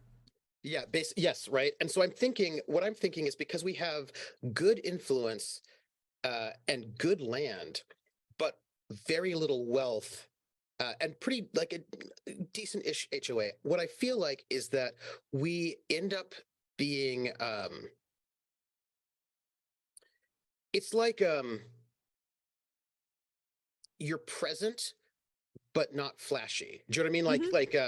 Mm-hmm. That's why I think about like we can't have like a real estate company at this point in time, but I bet we have like we probably started off doing contracting work and developing, right? So I think we have these places, but when it comes to, you know what I mean? Like we're well, I think that I think we took a lot of cheap land. Let me put it this way: I think we took a lot of cheap land over the after the post hurricane World War I. Probably got a bunch of cheap land during the Black Tuesday, Yep. um, right? I And think we sort of like whether that was why that was done or how that was done, there could have been a variety of reasons. You were taking land in payment for other things. You were buying up land to prevent banks, out of town banks, from doing it, which was a really big thing, particularly in the South and the yeah, Midwest, where, or even still today, where farmland would be you would at auction, you would have arranged the local farmers in the area, or decide the bid and in the yeah, foreclosure sale, and then do what they can to like shift the number so that either the family who lived there and got foreclosed on, they'll prevent everybody else from betting, and like their bet would be the bidding would be the bid, or they yeah, would close out, someone else would already be determined. It's like, we'll go in with it with you if you'll give us like 10-acre piece, this 5-acre piece right here on the border of our two pieces of property, you know we'll front you the money okay. in exchange for this little piece of property. Okay, I've got something. Mm-hmm. So we've been increasing our power and increasing our influence steadily, uh, making sure our reputation sort of stays off the books and increasing our land, but not increasing our wealth at all, and also not really increasing our people. And then we just end up losing people with the war. I think this is going to be a kind of a weird thing. What do you think about this? I think they end up picking up rather than like house in the country in the city and then like a storefront. I think they've got the house in the court. I think that what they ended up doing, because I think that there was a lot of wanting to make up for the things that happened during the Civil War, because I think that perhaps that patriarch was not a good person. I think that patriarch was had stuff going on. Had I some think issues. It's okay. had some issues, right? I think that what happens is I think they and I this might also explain the -6. I think they have a bunch of land that belong to poor people outside, right? This is our land in the country, which is like not the land that I think they actually own plots of land that basically people who are like destitute, farmers, these kinds of things have, who really can't pay it back, right? Who can't really can't like, these are poor people who can't afford to Yeah. upkeep things. And so they've bought this land for all these, they bought this land they own this land that all these people Sharecroppers um on, yeah. yeah, sharecroppers, etc. And they're not exploiting that for money. So they've got influence in people, right? Their reputation is now evened out. They have influence because they've got people around them, but they're not actually making any money off of, like, they're probably in some ways losing a little bit of money off of that land in Yeah. some ways, right? The, Um, yes, right. So I think they're kind of like and I think it's kind of like a penance in certain kind of a ways, right? Like some kind of like, we screwed people over. How can we make this better, right? In some kind of a way. So I think they've sort of perhaps uh, have bought up all of these lands that poor people were living on, and let them stay on it. And so there's like this sort of like a lot of sharecropping spaces, right? And kind of not great looking spaces, and they don't have money to like do huge improvements. And so I it's this kind mean, of stuff that you're in rural Georgia. Sorry, you're in rural yeah, Georgia, yeah, which, by the way, will yeah, remain. It's still rural Georgia. Like, there are yeah. bastions. There's Atlanta and the city of Savannah, but the city of Savannah doesn't have 200,000 people until, oh wait, after the year 2000. Like, it Yeah. still doesn't have 500,000 people. They don't. Yeah. You don't have that population. You are still less than 100. I think we did the math in. You don't reach 100,000 people until the 1960s. Mm-hmm, mm-hmm, mm-hmm, mm-hmm, mm-hmm, mm-hmm.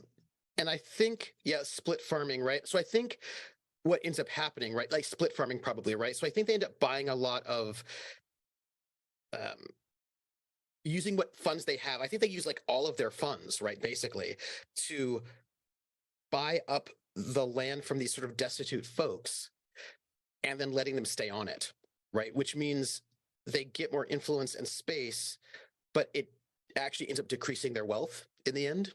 If that, Yeah, yeah, I mean, because that goes with the invasion revolt, right? Like, even yeah, you stay stable in, like, your money doesn't change up until yeah, that invasion revolt during World War II, but like during, because you let people stay on it, and during after the hurricane and through all World War One and through the Depression, people were still attempting to make you like yeah, rent payments. Not that yeah, they really could, but there was money yeah, coming in enough that it yeah, was not a negative impact. But World yeah, War II happens, and those people who were paying rent, they go off to war and they don't come back. yeah, yeah, So absolutely. that And accounts so for I like think the yeah, minor loss that you take, right? Like, yeah, not a big one, but yeah, yeah, and like, because we lose 6 people in that in World Mhm. War II, which I think is that's our biggest drop in people. And I think that that's people go off to World War II, don't come back, um, either because they die or they. I mean, there's like post World War II, there's a big move from like rural spaces to urban spaces again. It's like another one of Yeah. those big sort of shifts. And so I think we probably have quite a bit of abandoned land, right, at that moment now. Mhm. People Things you're like, gonna, we have the land, things but that you're gonna have to account yeah. for, and once this game starts. Yeah, I think we lost a lot of tenants, which means we lost some wealth. We didn't have much wealth to begin with. So that's the thing. Losing all those tenants doesn't give a huge hit to our wealth, because we didn't have much, because they weren't paying much in the first place. Um, and I think we have a big reputation hit, a big, like a -7. Um, but actually, we don't lose category, right? We go from 29 to To a 22. And I 22. think, So I think that reputation isn't a loss of reputation in category, right? So much as the people who would know yeah, you, there are yeah, less of them around to know you. yes. Yeah, right, exactly. And I think also it's one of those things where um, it looks worse to have farmland with no one on it than it does to have farmland with people on it, even though those people aren't paying a lot, right? So I think that uh, right, the you could, if you didn't know their finances so much, right, you could think, oh, they've got a lot of split farmers and tenants, so that, all right. But then once they're all gone, then that's that imagination cannot be held up in certain ways. Yes. Um, I have another important question Yeah, because we talked about the fact that this patriarch who does bad things um, rejects a lot of the traditions and rejects yeah, a lot of things, and is yeah, very into hiding connections to anything yeah. that would be less than white, for a Mm-hmm, variety of mm-hmm. reasons. Um, Yeah. in that case, would you say that they probably hid their cash poor status as much as possible? Oh yeah.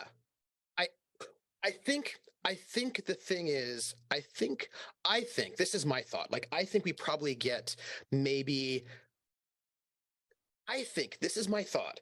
I'm thinking that generation afterwards, they probably are like Quakers or some kind of like I think there's kind of like a religious sort of shift with them. And I think they sort of maybe hit sort of something that's a bit more like we need to give back, like really kind of trying to like kind of I mean, like because I that said, could be the point. yeah, That could be the point yeah, where you go from Southern yeah, Baptist to yeah, Methodist or Presbyterian yeah, or Quaker, yeah, and yeah, there's a something really like that. large population of all three in Yeah, particularly Georgia.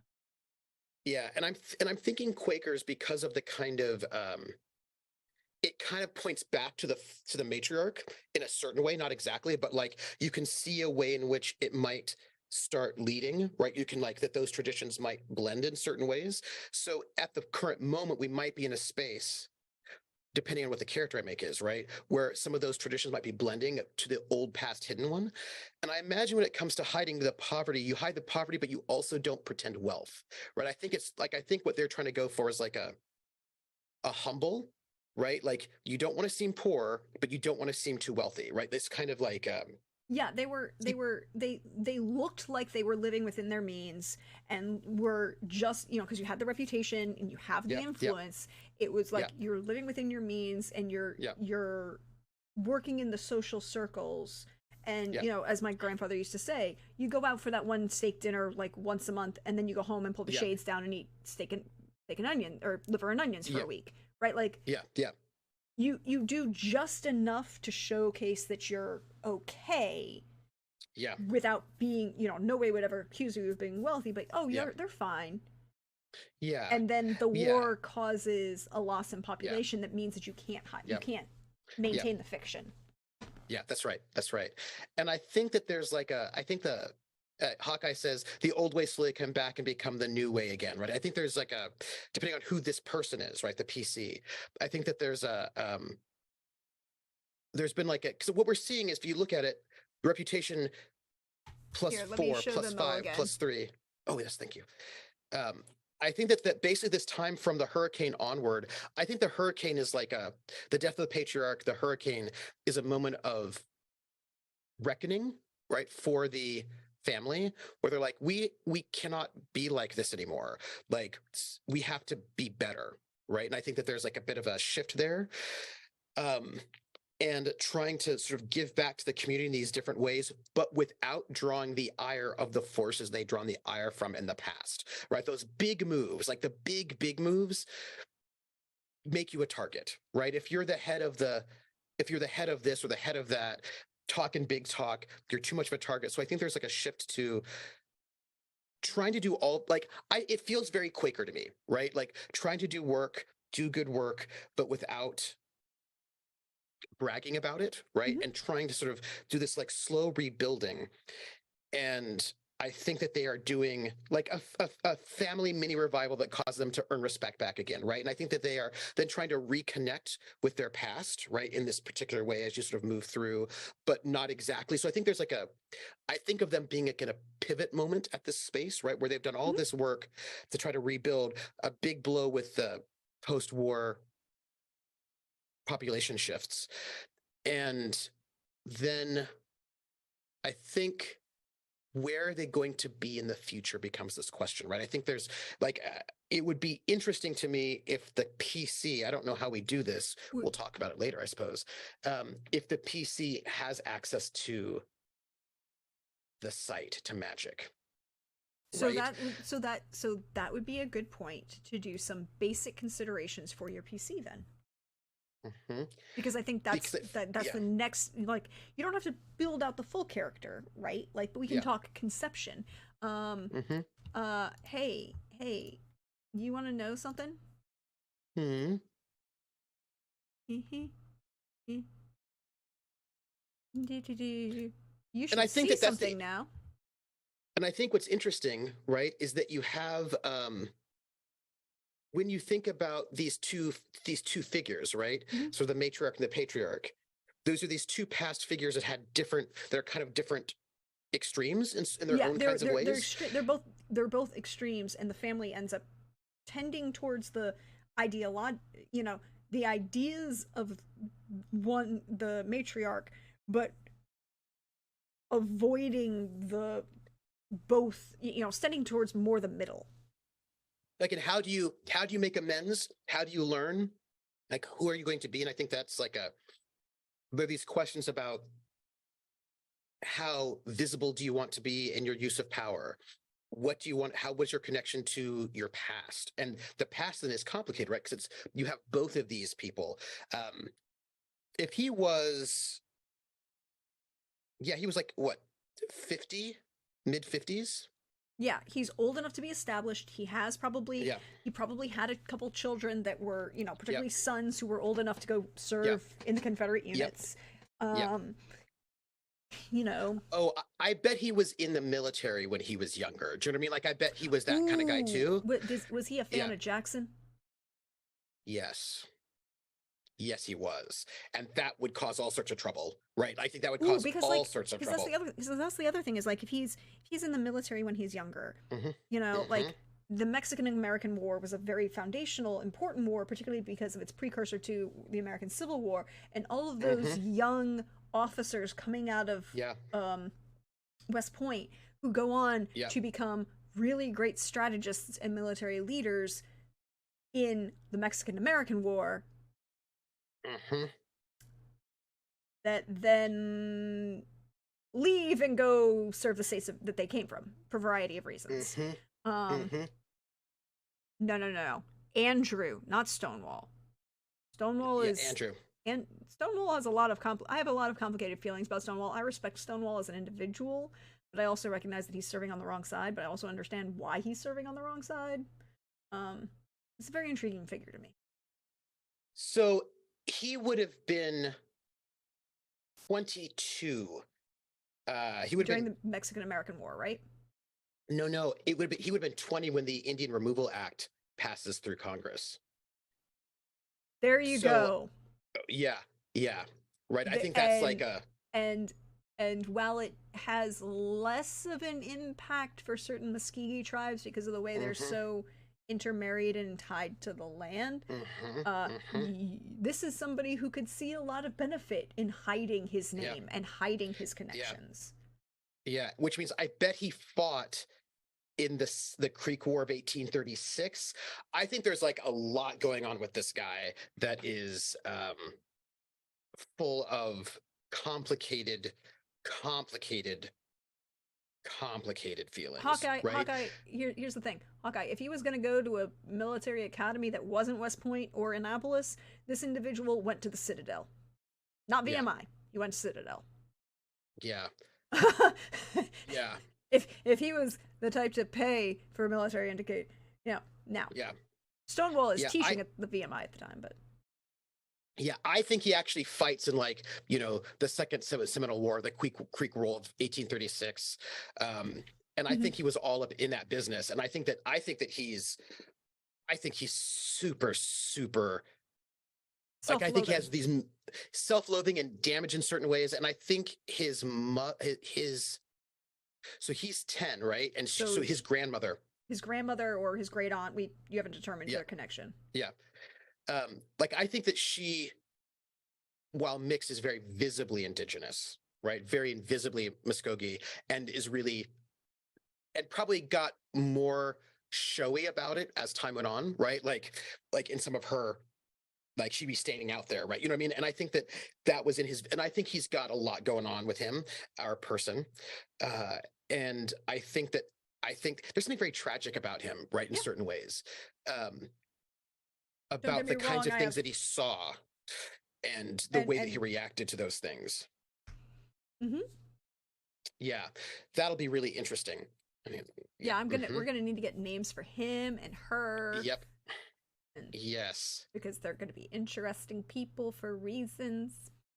Yes. So this, Right, and he also lived through Nat Turner's slave rebellion, right? So I think yeah, that there's like a lot going on with him that I think is interesting.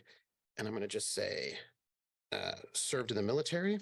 yeah, probably you know he he probably served, and then of course you have that point of being for him desire to be so vocal during the Confederate or during the Civil War Hmm. because he's he's left the military so he doesn't have a Yep. commission to return to, so the Yep. Confederates aren't really Yep. going to, he's not in active duty, so they're not going to give him a Hmm. commission for being an Hmm. officer, but Yeah. he did serve and is like, oh, now he's Yeah. probably really proud of his sons who went and did. I Yeah. mean, which Yes, there are absolutely. lots of complicated reasons. But I also think that some of his real vocalness, right, Mhm. and extremism is about hiding, right? Like if And I'm that's the the thing is, best, I think yeah, he wants to hide, yeah, and I think he believes that will keep the family safe. I think he honestly he yeah, it's the wrong yeah, choice, but I can see yeah, him thinking there yeah, this is why we do this. We stay safe this yeah. way. But also he's also participating in the massacre of people who are just like him in certain ways. He's like, Yeah. so A, that's not like me, but also I could see what happens. Like, so I think there's like a lot of energy, right, that's sort of built up around that in some of these places. I also imagine I had a thought. Yep. We lost some land right there during we lost some land during the March to the Sea eccentric ruler. Yes. You lose basically what you gained during the Civil War. Do you know what I think that the loss is? I don't think we lost it because of Sherman. I think that he burned down a sacred place to his grandmother, great aunt. Like that. I think that there was some place that was like that Okay. they had probably out in the country, and I think he's like, no, like we're not gonna have this, right? I think that that was like a that feels a very eccentric ruler to me as well, right? That I Yeah, think that it's some like of that was which actually ties really well to the point that one of the lore points that is tied mhm, to this is that there is hi, by the way, all of these lore points I've talked about in my game dev streams, and but also have considered, and talked, so these are all, everything I'm talking about now, the players know in advance. Everything about this may not be public knowledge, but is at least yeah, player knowledge, right? yeah, So like there's a Creek tribal blessing or curse that's tied to the Savannah Treaty with James Oglethorpe mhm, and the Creek Indians that are there, mhm, that includes hidden causes about the protection of the city and the safety of the city tied to certain supernaturals being, and as long as they remain in the city, right? Like going back to that connection, like not to give the English or anything, but that story of when the ravens leave the Tower of London, yeah, England will fall, right? yeah, yeah, yeah, So yeah, it's that yeah, same yeah, kind yeah, of yeah, so it's that same yeah, level of people talk about it as before the revelation, the revelation in World War II when these actually are actually real beings. People talked about it and joked about it being a prophecy, and whether who yeah, actually believed it, yeah, but it was a superstition, and whatever. But it also ties back to the point that one of the other points that I did is I had one of the aldermen of Savannah be a fae, mhm, mhm, mhm, because mhm, Mayor Richard Dennis Arnold surrenders the city of Savannah to the Union troops as long as they agree not to burn Savannah and not loot it. But they're literally burning and looting every other town, hamlet, and mhm, major piece of mhm, property that they're coming across. So why do they leave Savannah? Now, the real reason they leave Savannah is because they need Savannah as a functioning port so they can go up to Charleston and do a pincer maneuver. There's logistics reasons. But I can also say, hi, there's a fae in this group of people who's like, let me convince you that this is a good idea. I'm not going to lie to Yeah. you, but I'm going to convince you that this is a good idea. So I could see, this level of he burns the sacred historical place. Now, is he doing it for rejection purposes? Or is he doing it because he believes it will keep it safe? Right? Like, if, Yeah. if it, we can't have whatever X thing is here, but if I burn it, Yeah. it'll be safe. I also think that he also erases the records of the location of that place. And I think that part of what all that land acquisition that happens after from the later generations is trying to find that place again, right? Because I think that like then we don't have that land. I think and then we don't know what partial land it was. And so I think that part of that is not only getting this land, but also seeing if you can get it back again, right? Like where was it? Was it this place? Was it that place? We have rumors and stories of descriptions of what it was like between two rivers or whatever, like at a junction, at a fork of a river or some kind of a thing, right? There's a hill. Or even more amorphous than that, because those are really kind of obvious. But like, you look for like, well, I'm gonna come up with something real incredibly great. You look for the split, the fire, this the stone marked by the gods, hit by, and which people are like, is that a fire? Is that struck by lightning? Is there something? It's a very lyrical kind of description that you're not 100% sure. Which because that also ties into the fact that you lose magic at that point. Yes, absolutely, absolutely, right. So I think that's part of it. Like, believes that he's fixing something, and he causes more problems. Well, because he destroys, like I think, like if we're talking, like he destroys a source of magic or destroys our access, right? Sort of does this thing, and I think that the family has been, whether or not they know it's a source of magic or not, right? I think that they have been, searching. Yeah, I don't know that they know it's a source of magic, but they know that they have magic, right? Like there's a tradition within the family that occasionally you can't pick it up. But I think they may not know how, but I think they know that place was important to their family. Yeah. And I think part of trying to rebuild or make amends or trying to undo what the patriarch had done was to sort of like fix those things. So I think they were sort of acquiring land that they thought might have been this place because maybe they want to build a house there. Do you know what I mean? Like, because this was a thing that was once theirs, right? And it was important. Maybe the depth of the importance they're not certain, although there are probably rumors, right? And so I think that part of that land acquisition was trying to get this sacred space back. That also falls into the reason of like, oh, okay, this isn't actually the space we need. We'll let these people continue to live here, and we'll just collect the rent. Like, we don't actually have the population or the wealth to work all of this land we're buying. Yes. And we know that this particular piece that we acquired isn't one we wanted. Okay, you can keep it, and we can look good in the rental, but at the same time, have other complicated means.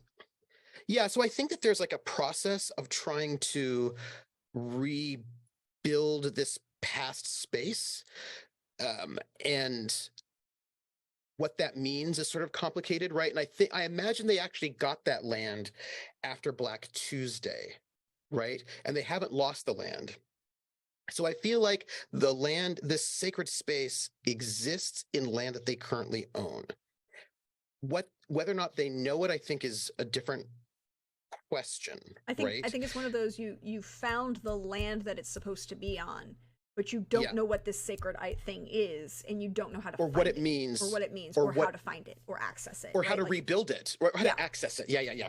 It's like we know that there is a chest of gold at this on this piece of property somewhere. Yeah, and so the question was, the scorched land salted as well? I imagine that probably he not. really did a number on. I think he did a number on it though. Like I think he really. I'm just thinking about the basics of it. Like I don't know that I don't know that he could have gotten the salt to salt during absolutely. the Civil War in Savannah. But I just don't think he had Now, he may have wanted to, but I don't think he could have. I imagine he burned it, right? I imagine he burned it if there was structures, broke them, right? I think he... So I have a very important question here. Yes. And I have to ask this question. What kind of supernatural creature is the PC? Because that might influence what he did to the land to harm it, right? Like... Yeah. Because, I'm saying... I wanted to stick with the magical because I feel like that's like we've got like a magical family. Okay, so magicals, because you could also have like fae who could intermarry, or shifters who could intermarry, or Hmm. anything like that. Now, then, because like the reason I ask is if like you were fae, then he was burying cold iron, all over the Yeah, property, yeah, which would make things really more complicated. yeah. No, but I like the idea that these are magicals because I like the idea that they are um human, Hmm. right? Amidst a space of like, I don't know what we're gonna have, but like I could imagine like a powerful vampire family that's like the head of the country club, like these kind of like big supernaturals, Oh, right? Like, yeah, the NPC. There will be some NPCs that might be like that. Yeah. yeah, like I'm imagining some like big capital S supernaturals, right? And them being humans with magic allows them to stay also in the kind of like Hmm. we need to stay slightly under the radar, right? And like as like less flashy in that way, if that makes any sense. Hmm. It Um, makes yeah. have you thought about what type of magics they are? What kind of magical practitioners they are? Probably shamanistic Which is what I'm thinking. would make sense. Um, Hmm. because like they're for those of you who don't know, I broke down the magical, each of the things by kind of subgenres for particular reasons, right? Like witches and warlocks are a very particular type of magical individual. Mages are a very particular type of magical individual. Yeah. Very druids are, Yeah. and not what D&D tells you a druid is. A druid is a very very particular type of magical individual, and like also has this layer of lawgiver, his Mm. slightly to the side. Sorcerers are different. Onmyoji are tied to very much the written word, and how that and the both the magic but also the infernal and divine at the same time kind of Hmm. combination. And then Hmm. there's the shamanistic traditions, which are vary across cultures, but are very similar in some ways in how they're tied to both land and balance and nature deities. The only people who have druids are Celtics. Well, that's not true. Well, Gauls. Um, I'm going to be very specific. The only people who have Celts are a type of Gaul, but the only people who have Hmm. druids are from Gaul. And Because there was druids in Germany. no, There were druids in Germany. but the druids that are in Germany are Gallic tribes that are in what we now define as Germany. Um, Very important point. We know this because somebody said the only historical record, and Druids didn't write anything down because they rejected the written word for a variety of reasons. They believed it was harmful to their instructional, for very instructions. And what we know about Druids all comes from the ethnographic writings of Julius Caesar. Now, do we have to take it with a grain of salt? A little bit, but at the same time, he was very good at writing what he saw. He just then added, wow, they're really big assholes, aren't they? Or, this is what they were doing. If they were really good Romans, they would know that this wouldn't work. Like, he's telling you what was happening, he's just giving you the social commentary at the same time. And Yeah. admittedly, there is no other historical record or source about them and their life and what they do. So if somebody comes around There and was a says, "I have a book written by the Druids," laugh in their face. Sorry. there were the ruins of an old druid school in Augsburg, where right outside of Augsburg, where I lived in Germany. Mm-hmm. The Druids did have schools, but they didn't write anything down, so it was all oral traditions, and they were all tied to, and particularly in Augsburg, where you were technically still part of a certain portion of Gaul. It wasn't Germania as a whole, but it was part They of, were the Alemannen, is who they were. yeah, the They Alemanna, were which are they were a Germanic tribe. yeah, but are really closer. Yeah. Anyways, yes, exactly. Laugh at them and then Anyhow, spin them in circles. Yeah, pretty much. It's yes. like, please. Um, or you can hand them a book and let them find out that the Druids. Well, no, if they come and tell you that they found a book written by the Druids, laugh in their face and then say, "Ha, I'm not gonna buy that bridge." Um, Uh, so yes. so you're sending to the shamans. Yes. Cool. Yes. One of the things I did for this lore build, did I write anything about this?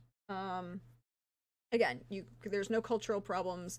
There are a lot of ethnic groups and different cultures have shamanistic traditions. They just kind of vary. Um, and I think that also ties into, right, like that makes even better because they don't know necessarily a lot of their rejection and the Indian Transportation Act, not Transportation Act, Removal Act. Removal Act. I was like, why am I calling it that? The Indian Removal Act means that they don't actually know necessarily what their traditions should be. So that little Mm-hmm. magic they do, and when it pops up randomly, they don't know Mm-hmm. how to necessarily use it beyond like simple things, perhaps. Mm-hmm. Mm-hmm. But that might change based by an individual. But like, I guess I'm talking about the family as a whole. Yeah.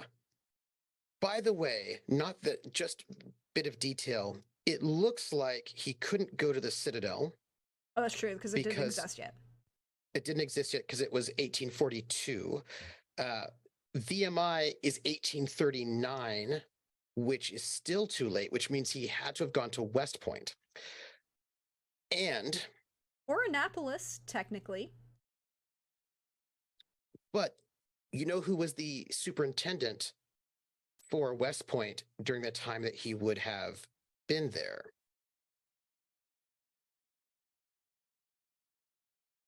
Oh, no, he was later. I was That would have like, been very wait, who are we exciting. talking about? Because Robert E. Lee was a superintendent from 52 to 57. Yeah, that's So, after yeah, he comes back from the that's way Mexican after. American War. Um, Yeah.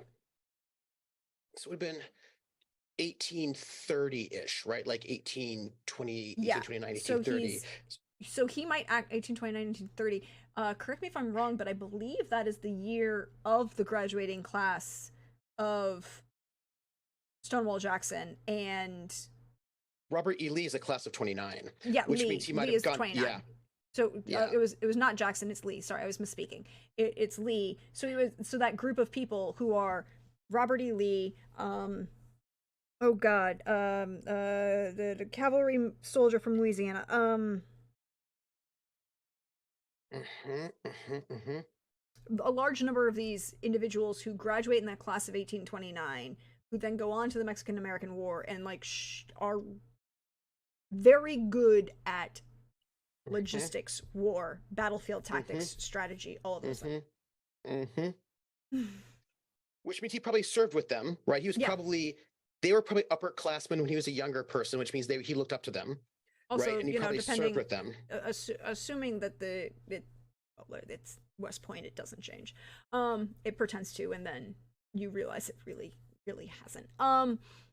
Uh, you had they're broken into platoons, and first class officers are first class. But sorry, by the way, in academies you start fourth class and then you become a first class. So the youngest officer, the youngest cadets are fourth class, and then a first class cadet is the graduating class. So like first class cadets lead platoons of second, third, and then fourth class cadets. Like the officers of each platoon are like are led by the first class officer, and then there's like two second class, and then like maybe two or three third class, and then the rest is made up of fourth class to kind of like help build bonds, but also introduce the upper classes to teaching or to leading troops. So you could have even had bonds to some of these people. Yeah. Right. Like. Yeah. And this was the time when Colonel Sylvanus Thayer becomes a superintendent and changes a lot, including making civil engineering the foundation of the curriculum, which ties into him being a builder, right? So I think a lot of the sort of construction and building, right, that happens, right? So he's going to be part of the U.S. Army Corps of Engineers, probably, right? So I think, which makes sense, particularly in Georgia. Hi, you're in Savannah. Yeah. Yeah. Yeah. So that all makes sense, right? That there's there are these things that you got from the patriarch as well, right? That are also part of the foundation of where the family is now, and Do how do you deal with that sort of did you have mixed anyone mess? else attend the West Point Oh, I imagine at least yes, once per right? generation, right? I would imagine that all of the boys from that generation, at least one of them had to go. But I also imagine that this current generation didn't. Like I can imagine because we're like in this kind of like a Well, like because you got at least two generations after he hmm dies, right? Like because hmm so there's a generation for World War One and there's a generation for World War Two. There's a generation for the sea hurricane. yeah. So that's three, right? That's three generations, and probably a generation for Black Tuesday as well because there's going to be hmm that middle generation. So you got four generations. How many of them went to West Point? Or let me rephrase the question: how many of them went to a military academy? Because they could have gone What to any one of them. what I think is that his children went Okay, because they had to.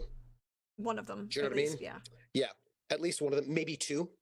They had to. That was that was what happened. Um, but and then after that, right?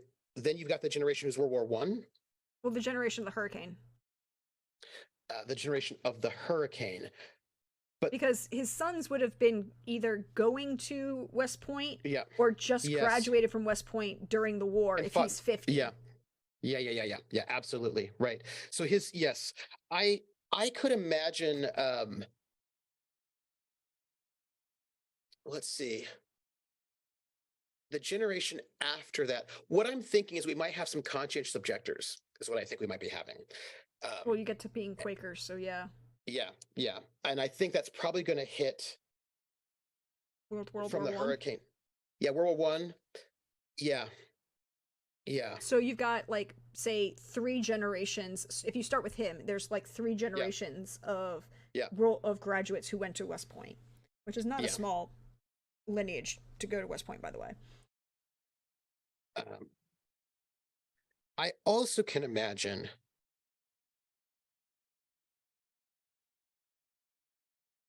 that my PC might have gone to West Point.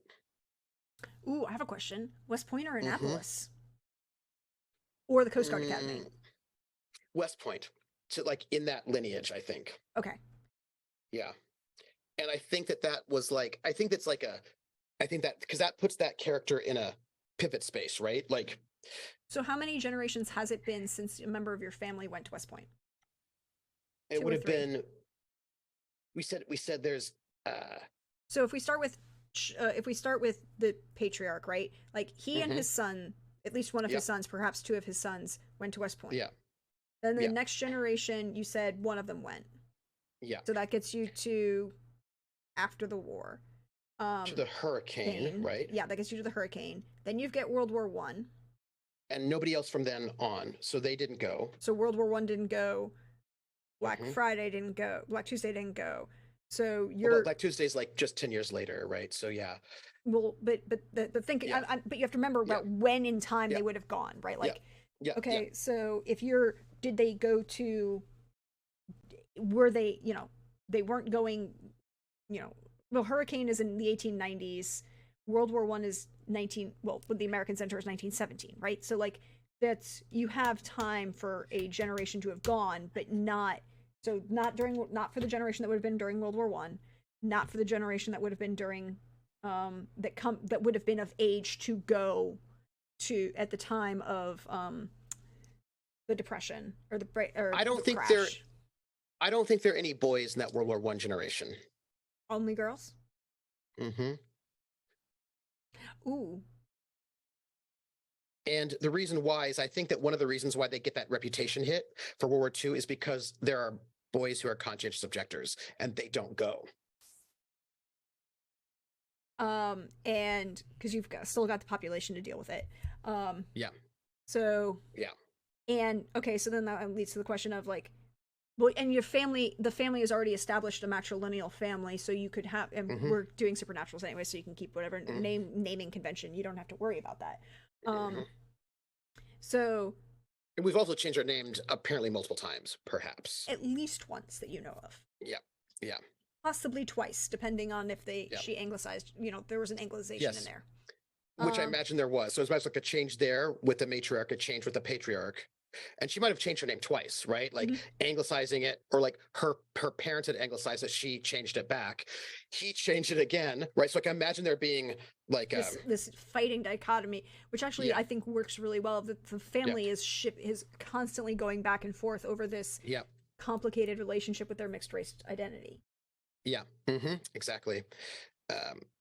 And so then you as a character, did you go to West Point, or were you a conscientious objector? No, I think my character did go to West Point.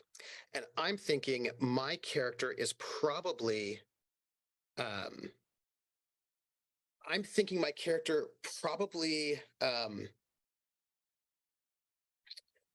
I imagining them like, because I want them to be in a moment of pivot, which means they can't be too established, right? They've got to be youngish. So then let's look at it this way. Did you graduate before, or did you graduate before or after December 7th, 1941? Right, that's the question. I think after. Now here's now here's the very next important question. Are you part of the rushed class?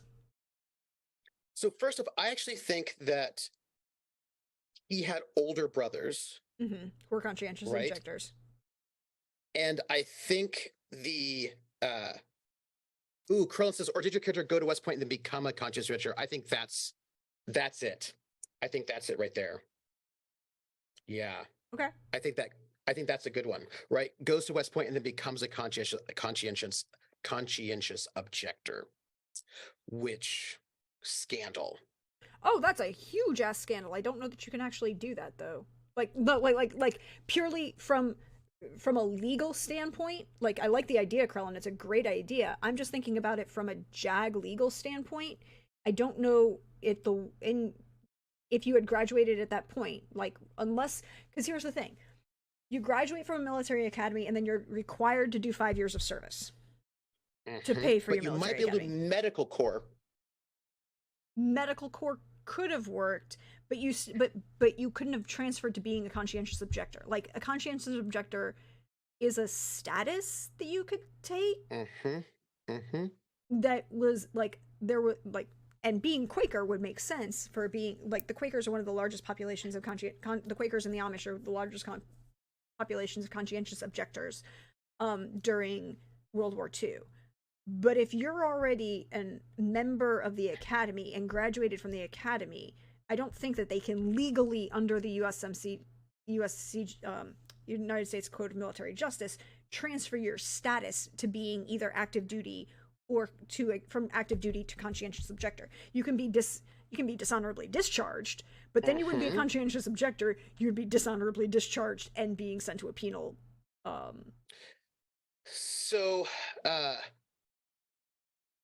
2007. Yeah, I mean, like I like Carlin's comment is like you wanted to become one, but was legally wrangled into not being allowed to be one. That could work. 2007 changes the laws.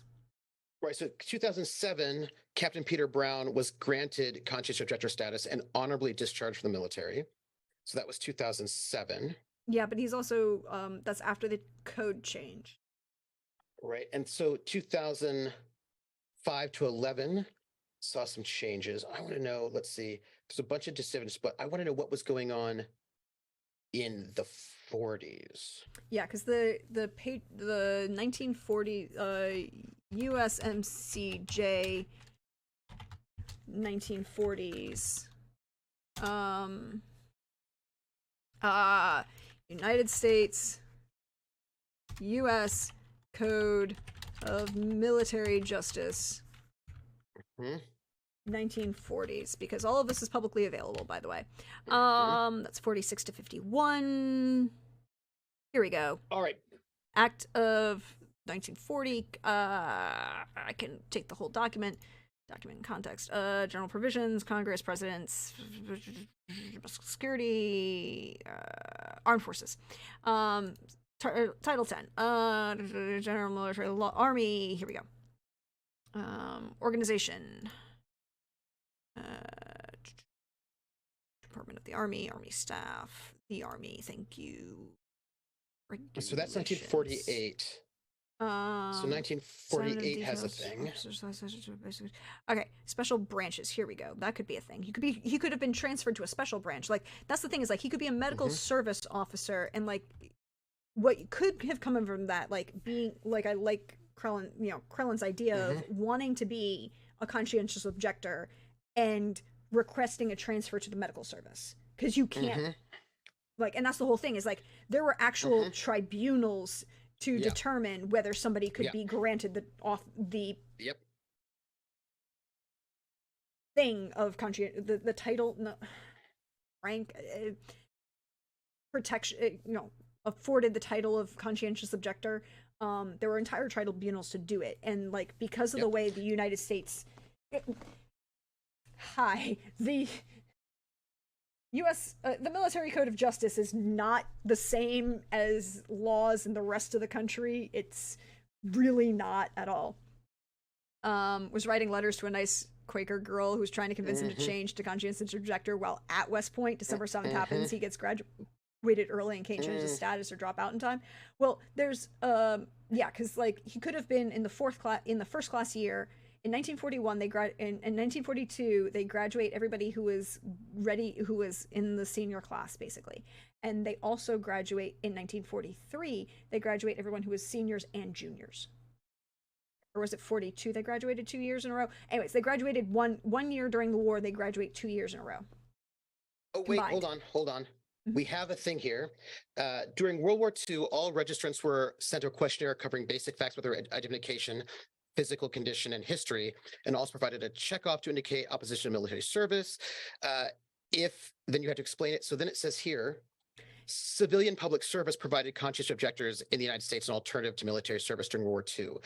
From 41 to 47, nearly 12,000 draftees unwilling to do any type of military service performed work of national importance at 152 CPS camps throughout the United States and Puerto Rico. Yeah, but Um, that's a draftee, right? Like that's the thing is like you mhm, could do that on the draft card. You could at that point like mhm. you would mark that you were conscientious objection on your draft card, and then there would be like a nominal try. Like there were some people that were kind of like waved through kind of thing. Mhm. Usually, if you were a conscientious objector and you failed the medical anyways, you were kind of shifted to okay, well, we'll automatically give you this conscientious objector status.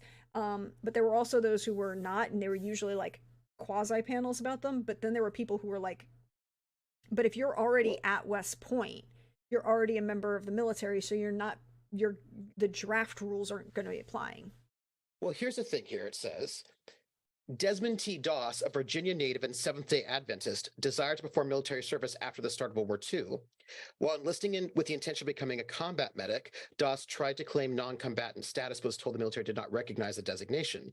He was informed that he should register as a conscientious objector. Yeah, you could This is be a already after conscious. You could register as a conscientious objector and then serve in the medical corps. Yeah, Doss personally preferred to be called a conscientious cooperator because he would willingly serve his country, wear uniforms with the flag, and help with the war effort. Nevertheless, Doss accepted the designation conscious objector in order to join the army and avoid Section 8 discharge on account of his religious conviction. So he's already in the service at the time. And then he received the Medal of Honor from Yeah, Truman for he's saving the lives of 75 wounded soldiers at Okinawa. he's. And By the way, there's a movie about him. It's actually mostly well done. Um, he's actually one of the more Mhm. interesting figures. But like I don't. So like I could see him being transferred to the medical corps, right? Like if you're especially going if he hadn't graduated yet, right? like he hadn't graduated yet, and Yeah, if he was already starting to want like if he was already taking medical yeah, classes, right? Like if you were yeah. if you had already designated that he Hmm. wanted to be like the be part of the of the Hmm. army Hmm. hospital corps, Hmm. right? Hmm. Yeah. Uh, Yes. So I think the idea that like he because you don't because if it's in his first 2 years, right? Like he's not you don't specialize just yet. So I can imagine that he was like, look, so maybe he's a conscientious objector who serves.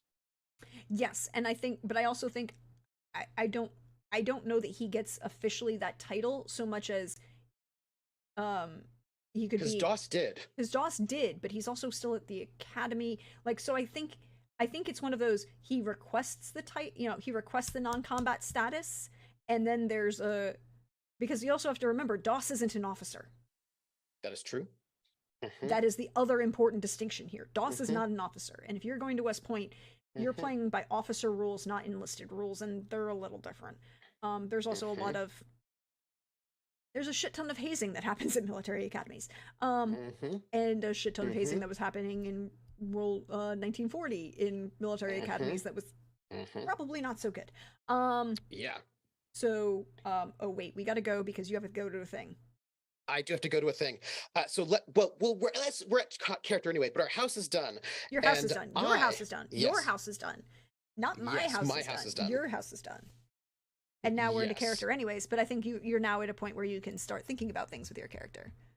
Yes. All right. I've got an interview to conduct, and I will probably be late for my stream, but I've got to go set up a Zoom call and do Okay. this interview. All right, well, I'm going to let you go ahead and say goodbye, and then I will do, well, give me 2 seconds, and then I will do my goodbyes while you are, say where you can find you, all those good things. Hey, I'm Trooper SJP, and today I normally have a stream at 6 p.m. where I'd be streaming the first session of Disco Elysium, but I'm probably going to be late because I'm going to an interview where I'm going to interview somebody for my book.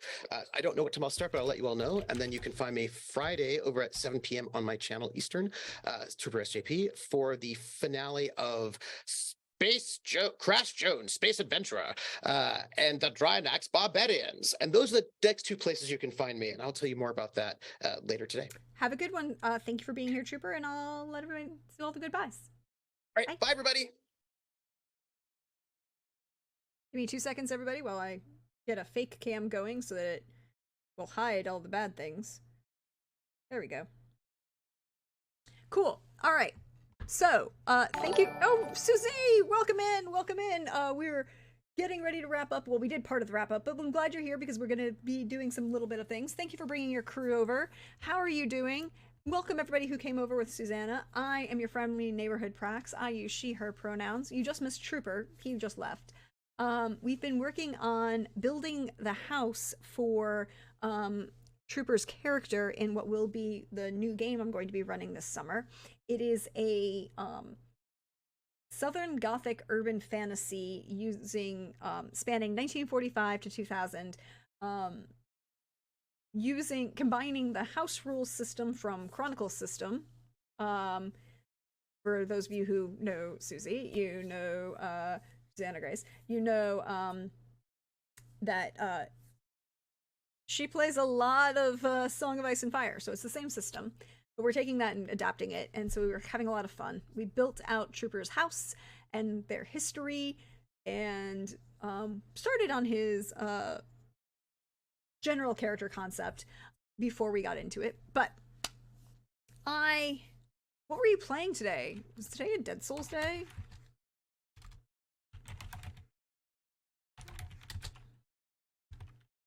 How are we all doing? What was all the fun things? Oh, I'm glad you could. She died a lot. Oh, Wulong. Oh, I've been looking at Wulong. I have such a love for. Look, I have a love for Chinese dramas. So much love for Chinese dramas. For playing Wulong and we're getting life choices. I mean, fair. But yes, so we built out Trooper's character, or his character's house, which one of the premises of this game is that there will be 5 players, and each player is playing their own house on this subdivision, little backlot subdivision in Savannah, Georgia, and so we will be doing a house building stream for each of the players and each of their houses. Thank you for the follow. Welcome in. So we'll be doing one of those streams for each of the houses. We will also probably be doing a bunch of thank you, Anna. So we are again, it's combining. I should just read y'all the blurb. I'm gonna read y'all the blurb.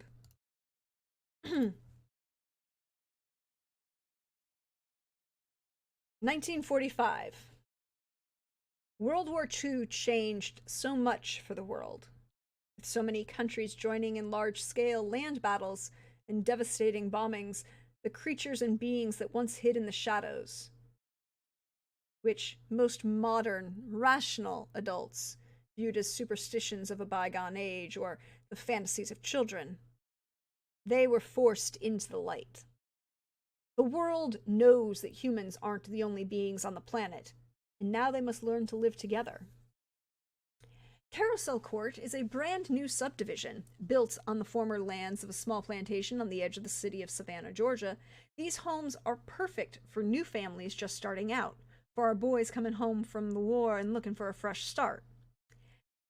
And all within easy walking distance of elementary schools and a wonderfully gorgeous country club.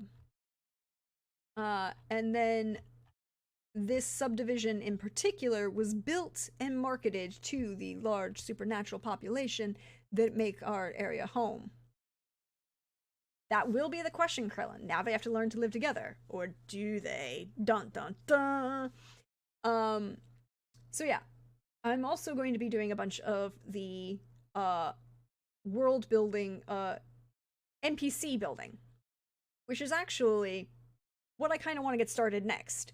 Because we have a little bit of time before I have to jump off for dinner. And actually, what I was thinking was that I might keep going for a little bit longer and do at least the beginning rolls. And unlike Trooper, I won't be doing the math backwards because he decided to do things backwards. But I think I'm going to take a short break, maybe 5-10 minutes, take a quick break, give me time to walk the dog, grab some food, or grab some more water, and then I'll come back and we'll probably do at least the stats for this and one of the NPC houses. And I'm going to be talking to a few of my friends in the TTRPG space because I have a whole subdivision to populate, and y'all know me. If you hang out with me and you hang out with my games and do all of these fun things, I like NPCs. I like putting all of the NPCs all over the place. All over the place. Also, by the way, I should do a special shout out